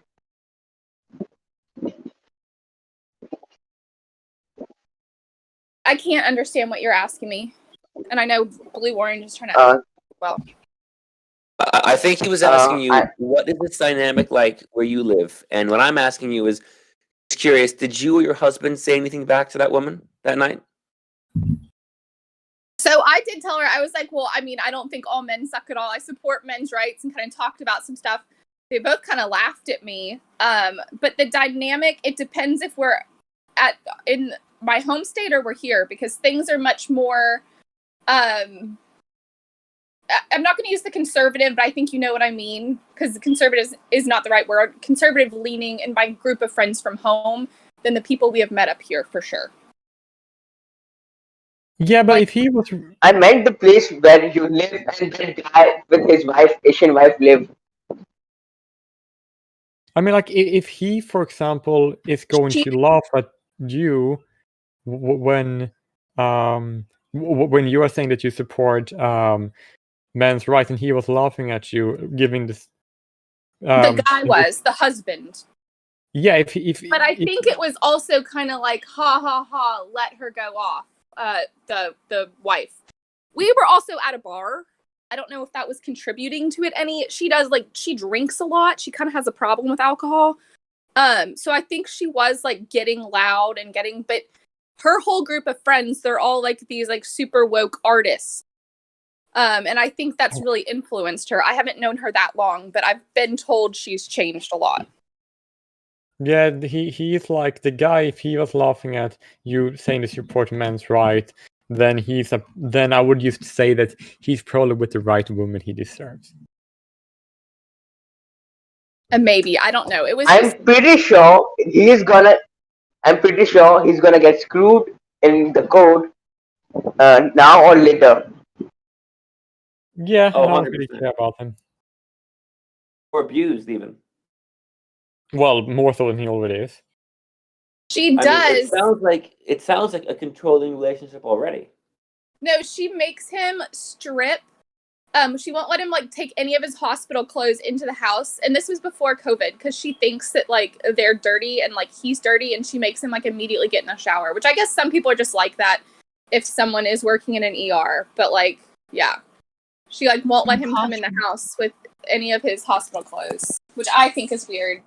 She made us. I think that's a cultural thing, though. I have a lot of Asian friends, and with their family members that are more like doctors or in the medical field, they usually make them take off their medical clothes before entering the house, just in case there's possible disease or infection or anything else. They just don't want to take their chances, and so they usually have like a bin where you can just put that clothing and then put on some fresh clothing to enter the house, and fresh slippers at the door and that kind of stuff. That might just be a cultural thing. I guess. I just think it's kind of rude to like ask people to like strip in your front room because you think they're too contaminated. I mean, you can get contaminants and pathogens at a hospital, but I don't think it's quite that easy to do, especially because you leave your white coat in your car and things like that. Like, you're not in your full gear.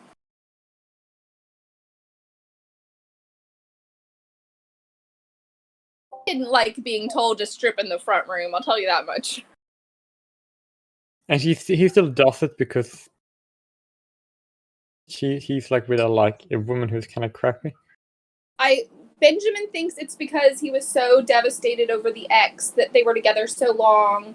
You know, he bought her a ring, and then when she left him, he's just desperately holding on to whatever he can get now. I recognize this because I was like, I know about some guys when they have a lot of guys, they basically give a hang up on their previous relationship, and they justify having a bad relationship or to give up on a relationship in the future because of what happened in the past. But it's just a hang up, and it's more of an excuse not to do better. And I have very little sympathy for that, because that usually leads to the victimization of other people and themselves. So yeah, it's just like I just can't respect him. Okay, guys, I'm very sorry to do this, but my work shift starts at 2 o'clock my time, which is in 5 minutes. So I gotta run. Yeah, great talk, and nice to see a lot of people came. Some new people came. You know, we do this every Friday, and see you guys soon. Have a good night. You too. Night, Blue. Bye. Good night. We're still live, right? Oh, we're still live, yeah. Good. I just want to say something, just get it off my system. I'm honestly quite scared. I don't feel like marrying at all. Before that, when I was head over heels with this one girl, I had this friend out that I'm gonna get married, stay married for the rest of my life. I'm just gonna grow old together. All this fantasies, but after I started reading these stories on Reddit, internet, and all men's guide group, I was just honestly scared.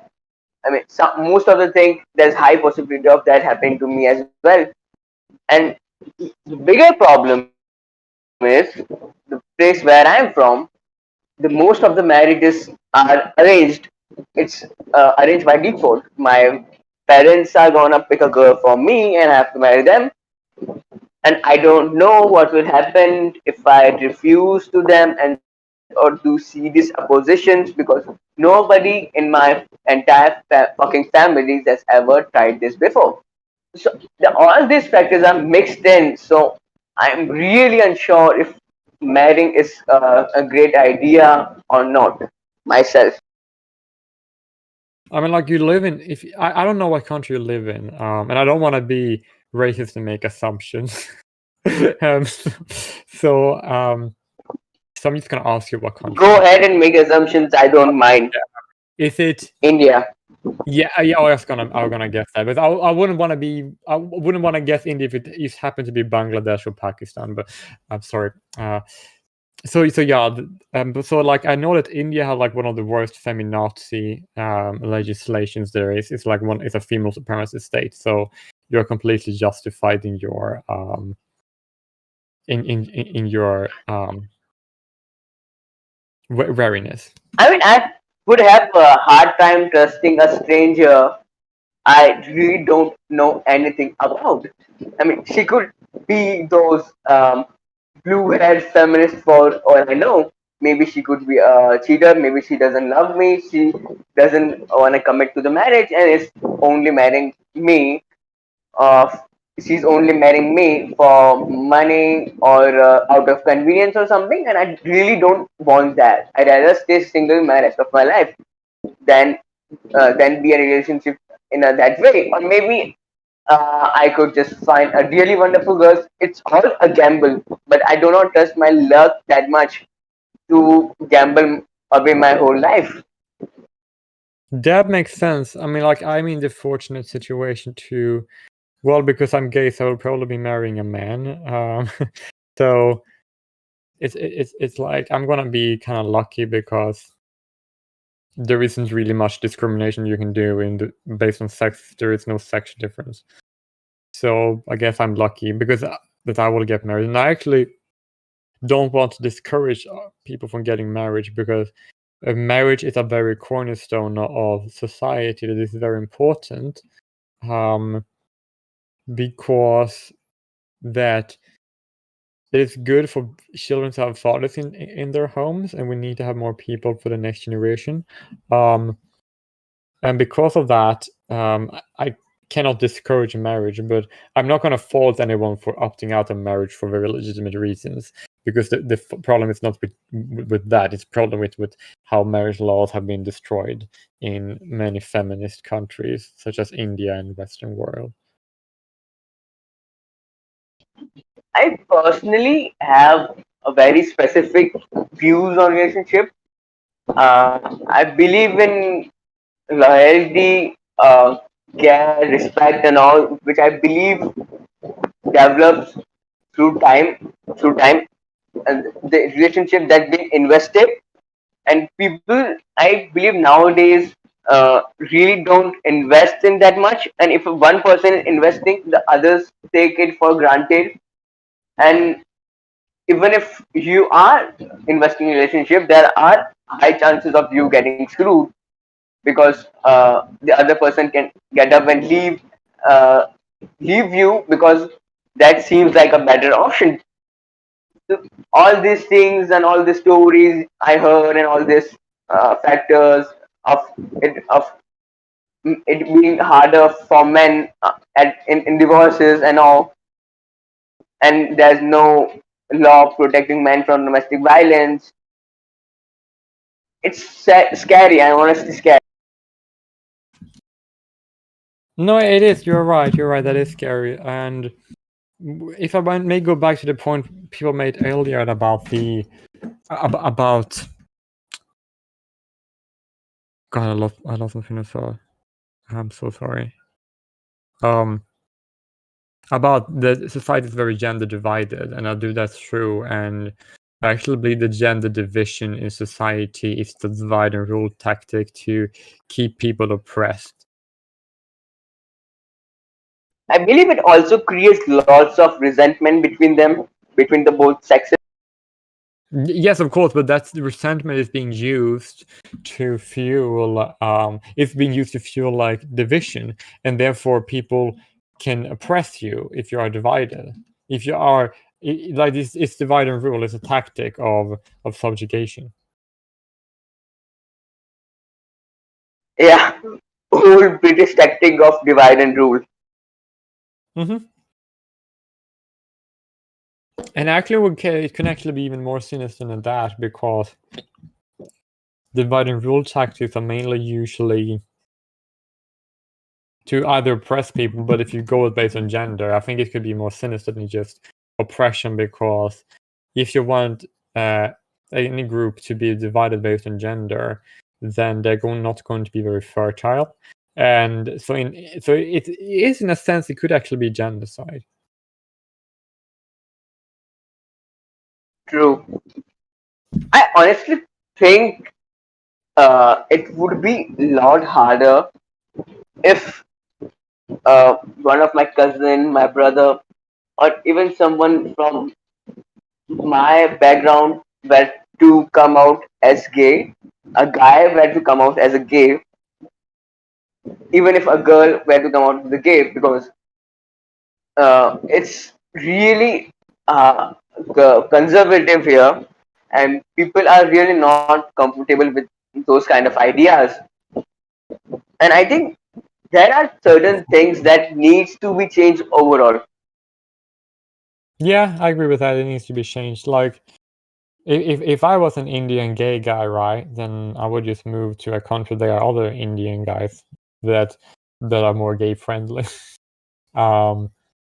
Well, of course, like trying to change the laws would be good too, but India is like a very female supremacist country because of feminism, and if you have a female supremacist state, then it's usually going to be very homophobic as a result, because it's kind of like self-explanatory.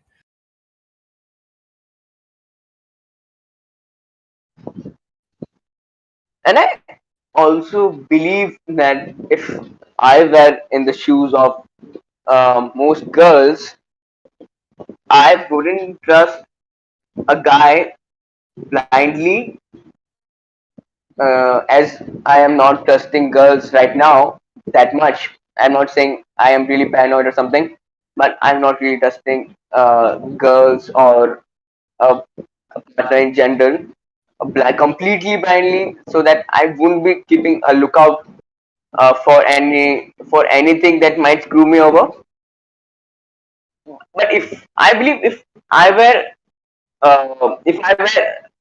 in a woman's shoes, I would also have some degree of carefulness. Well, here's a thought. Anyone in the Indian here, could you tell me, what is the attitude of feminists in India to gay men? They seem to be pro LGBTQ. I mean, why wouldn't they? Because if they aren't being LGBTQ pro, they couldn't keep up with those Western feminists or something like that.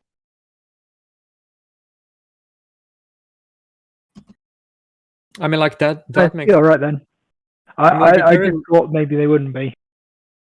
No. Like, that makes perfect sense because most feminists in the West, they are very pro LGBTQ, but they're very anti-gay and anti-male. Because there is nothing. I mean, like, there is nothing pro-gay about or pro-lesbian. I might add, if that's not explanatory in pro-gay, but like about there is nothing that benefits homosexuals with LGBTQ at all. And I made a live stream about that. Not really a live stream, but I touched on that in a previous live stream. But yeah, like, if you basically just want gay people to have rights, right, which would right to marriage, which would include families, right, and what is mainly stopping people who are gay from having families is because people have prejudice towards how it would be as parents, right? And if you, for example, want to pretend as though the term LGBTQ is anything other than purely political, then you are going to say that, like, there is no connection between LGB and any other letters. That's purely artificial for political reasons, and that connection does not benefit the majority of homosexuals whatsoever, right? Because if you want to prove that gay and lesbian couples could be good parents, then associating gays and lesbians with the TQ and like wanting to say that people want their kids to be trans is somehow connected to people who are gay, then that's going to lead to people being more prejudiced towards gay parents, right? And if you want to oppose prejudice towards homosexuals and you want gay people to have human rights and the rights to have families, then you can't really say that LGBTQ is a legitimate terminology because it's literally doing the complete opposite by justifying prejudice by connecting homosexuals to things that they were not connected to under the guise of LGBTQ. Because if you say that if you want to these children, if you want to have like the right to install our children to a transition which have very nothing to do with gay people, right? Then if you want to play the artificial connection, then you're going to harm gay people. I believe there are more bisexual and homosexual people than there are actually shown in the statistics. What do you think about? Can you write that? I didn't really catch it. I think there are more homosexuals and bisexuals that haven't been able to come out of the closet, and they are much higher than the statistics shows. Well, of course, that makes sense to me, especially if you look globally speaking. It might be easier living in. Well, it's actually going to be harder to be gay because of the false association by the LGBTQ, because that just leads to more prejudice and homophobia. So yeah, that's absolutely correct. I definitely believe that. That's definitely true. You're right. I mean, I think there's also a difference being a gay person in a Saudi Arabian household as compared to being a gay guy in New York City, working as a fashion designer. Well, yeah, one is a press and one's a stereotype, so that's very different. I mean, these stereotypes, I think stereotypes are quite absurd. I think there is a negative representations of gay men in general. I have seen now recently that most feminists quite literally those misandrists have been trying to just focus on focused on removing gay men from LGBTQ. We're I good. saw few posts where they completely removed G from LGBTQ. Like, that's unironically benefiting gay men more than anything, because if we, for example, because LGBTQ usually never means pro-gay anyway, like, the same people who are pro-LGBTQ are also the ones that want to make it illegal for gay men specifically to be parents, right? So therefore, if you, for example, want, so like, not having the G falsely connected to the rest of the acronym is actually beneficial for gay men, but particularly. So they're in a way harming the lesbians by leaving the L in more than the gays. And that's actually another thing. Other misandrists, right, have the exact same rationalities as those you mentioned. What they have been doing, they have been saying we need to remove the L because that's bad for lesbians, because they don't like men's rights for some reason, right? Which is like, so yeah, that it's kind of interesting how that goes both ways in a very specific way. I think that the whole thing should just stay together, but we should make a major effort to detoxify it. But like, why should we pretend as though there is a connection between the LGB and T? I think that the trans people are completely valid and deserve to have rights and respect, but I don't want to be connected. I don't want that to be connected to my sexuality, because it doesn't benefit me in any way, and it's not representative of reality. Well, I think that they should be allowed in, because they are a very small minority, even within the LGBT community. And I think that basically they need a lobby fighting on their behalf, and it needs to be, a non-toxic lobby. So I think that all of the LGBT need to work together and try and help each other out, and basically, keep the movement established, but keep it, try and detoxify it a bit, because it's gone a bit off the deep end at the moment. And I'll say that as somebody who's actually in it. So it's gone a very, very hyper left wing. It's become political and ideological when it really shouldn't be. It should just be a lobby for this specific set of rights.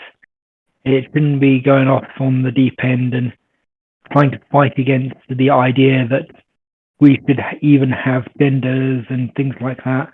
It's kind of ludicrous. I mean, that's actually very counterproductive, because if you don't even have genders, then you end up in the situation we have now, where there are actually a lot of anti-gay trans people on Twitter and Tumblr and places like that who are attacking cis gay men for wanting to date other cis gay men, which is the entire point of being gay.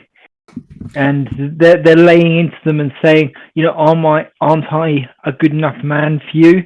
And then they've got a picture of themselves naked and they have female anatomy. And the problem is that while some gay men might, be bisexual enough to go for that, the guys who are legitimately completely homosexual aren't going to want to have anything to do with a female body. They specifically want a male body. It's like saying, isn't this plank of wood, sexually appealing to you? We can draw a penis on it for you. No, it's not. So it's just, but there are these people who are going insane about this, and they're trying to push forward this idea that gay men have to date biological women, which is a problem of including trans people in the LGBT, but at the same time, I feel like there is a way that we can overcome this, and it's quite an easy and obvious way, and that is just to tell everyone to stay in their lanes. But the easiest way to do that wouldn't that just? But like you demonstrated, like then having the connection LGB and T, if there are people that are in other letters that are actually against people who, like if there is a conflict, if it conflicts with the interest of certain gay men, then that kind of like proves that there is no really useful tool to have it in the same category, right? And it also like there is not, like, they're not alike. There is not anything about LGB and the T that is like that makes sense. Like it's not the same, right? And people who support one thing might not support the others, right? And if you have it all together, then people who don't support one of these things, they don't care about the rest, but just go against all of it, which is like, I don't want to be associated with things that doesn't benefit me. It doesn't make any sense. I might sound cheap, but I'm honestly considering I should marry someone with higher earning potential than me, so that even if I were to get divorced, I wouldn't ask for alimony if I didn't need it, but I wouldn't be the one have to pay for it. Yeah, that makes sense. I mean, I'm also a humanity student, which is kind of mostly a female-dominated field. It doesn't really pay that well. I'm really not sure about my career, but the career I am thinking of choosing, I might not have a great earning potential and I have to struggle a lot. But if I were to marry someone richer than me, uh, I wouldn't have to at least uh, pick up or provide for some other person, because I do not believe, if I wouldn't feel bad if someone provided too much for me. They were continuously continuously uh, pampering me a lot. I wouldn't like that. But honestly, if I went in a position like that, I would prefer someone with higher potential. So at least I wouldn't uh, have to support another person. In terms of monetary, I could support another person in different ways, like cooking, house chores, taking care of things and all.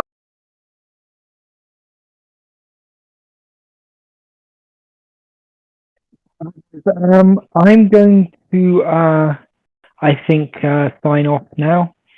If you guys want to keep chatting, that's fine, but I feel like this has come to something of a natural stop, so I will be cutting off the stream. If like I said, like Blue said, sorry, we will be back on next Friday at the same time. That's 5 p.m. British Men and time. Human. Yeah. I just want to ask, you get a reply from that organization, UK Men's organization? The UK Men's, I haven't had anything from them. I don't think they're going to respond. Sorry. I think the same thing happened with a couple of Indian MRA that I emailed. I think we aren't able to get a response from email from anyone. I think we should adopt a different approach. I think let's go on with the Reddit post, because if we are able to gather some attention,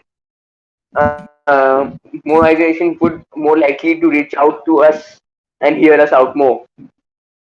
Honestly, it might just be the sheer volume of messages they get. I mean, honestly, it's actually quite difficult for me to keep up with the messages that I get from various people at various times. Like, people are constantly sending me citations and things like that. And, then there's constant drama and things. So it can be very, very difficult to keep up. And that's just me running, here. Think of like a massive organization that's still got quite a small help desk, because while they've got a lot of people on the ground, it's maybe only 1 or 2 people in the office, because they're very, very bottom heavy. So, it's like they've got a lot of people they support, and they've got a lot of supporters, but they don't have a lot of administration staff. And I think that's a common thing in our movement, is to not have lots of administration staff, but to have lots of people out on the ground. So, I mean, that may be it, but, or it could just be that there's only one person there. So, it's hard to say. Human, when you get 5 minutes, I've posted a link on the voice discussion channel. You might want to have a read of it. Probably make you roll your eyes. Yeah, see, this is the thing. Everyone's sending me stuff constantly. I can't even get through the stream without people sending me a couple of things. So, thank you. I'll have Just a minute. Manad, do you know someone in Amharic community which could help us reaching out to other organizations?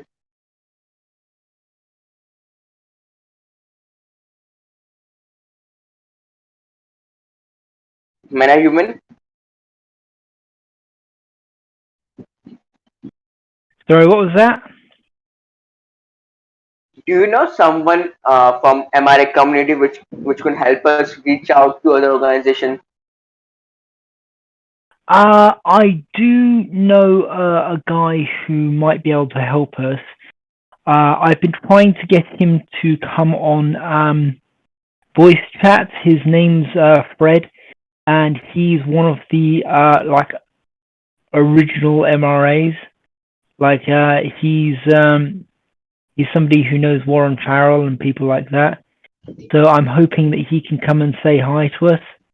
But obviously I think if you could just ask for his help or something, if you could forward my plan to him. I think if without gaining a bit of popularity, a bit of support, bit of momentum, this is going nowhere.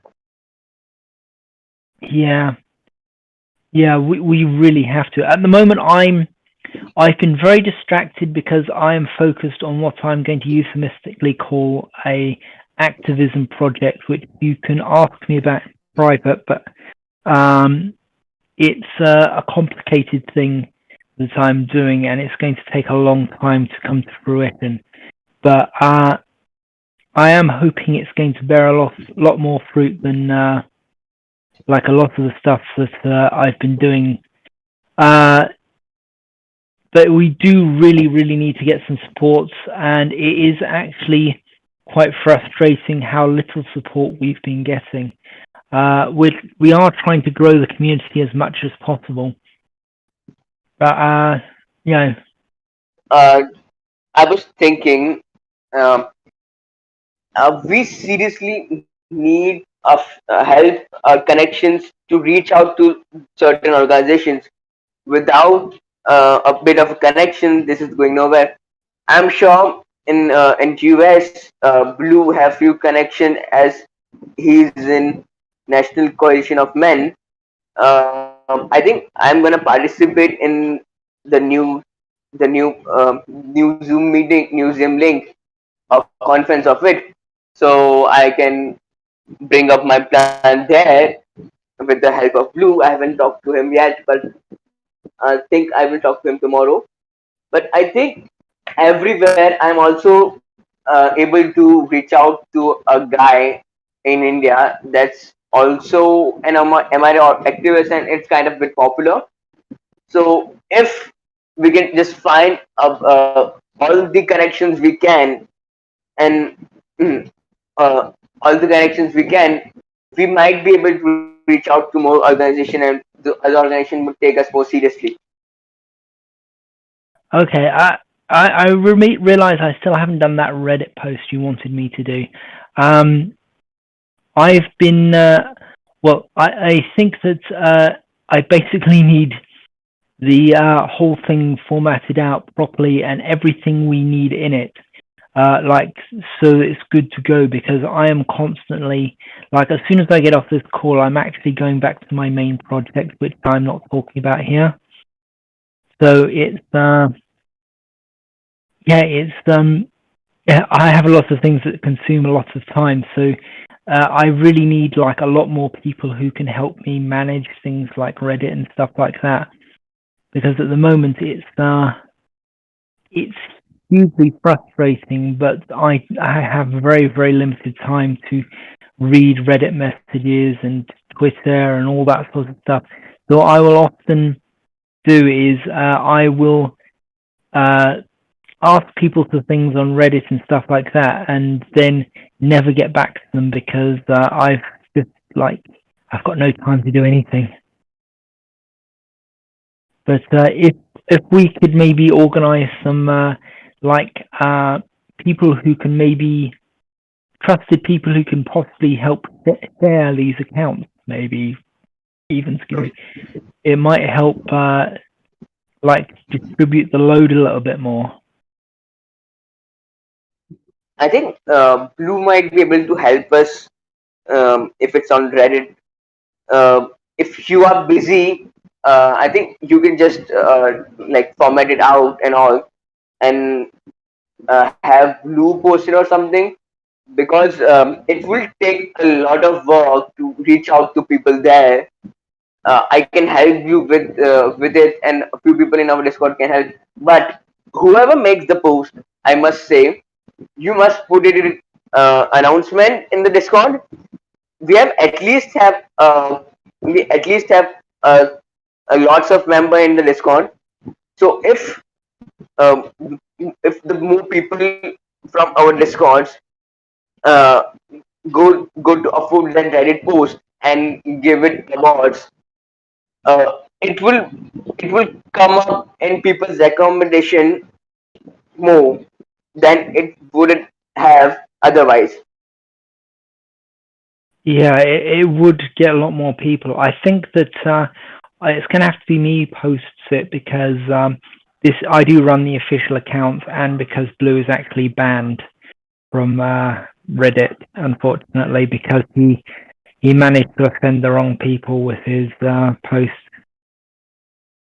So it's but I don't think we should create poster beforehand, because many organizations and different we aren't really sure what kind of support we are gonna get, and what are the things we are gonna do is depends on the entirely upon the kind of support we're gonna get. So we could say that we are gonna do these things. We could say people that we are gonna do this and all, but I don't think we should create them beforehand, because if we are able to get support from someone that already has them prepared, it would be a waste of time and effort. All right, maybe we should talk about this in the DMs, because I do find it very hard to hear you, partly because I only have one earbud with this. Okay, so bye, good night. All right. Yeah, okay, so I'll try and get my main setup working. It should have worked this week, in which case I would have probably been able to hear you a lot clearer. You were all coming in very crystal clear, but unfortunately I couldn't actually connect to microphone, and I've been having internet problems on it again. So, yeah, all right then.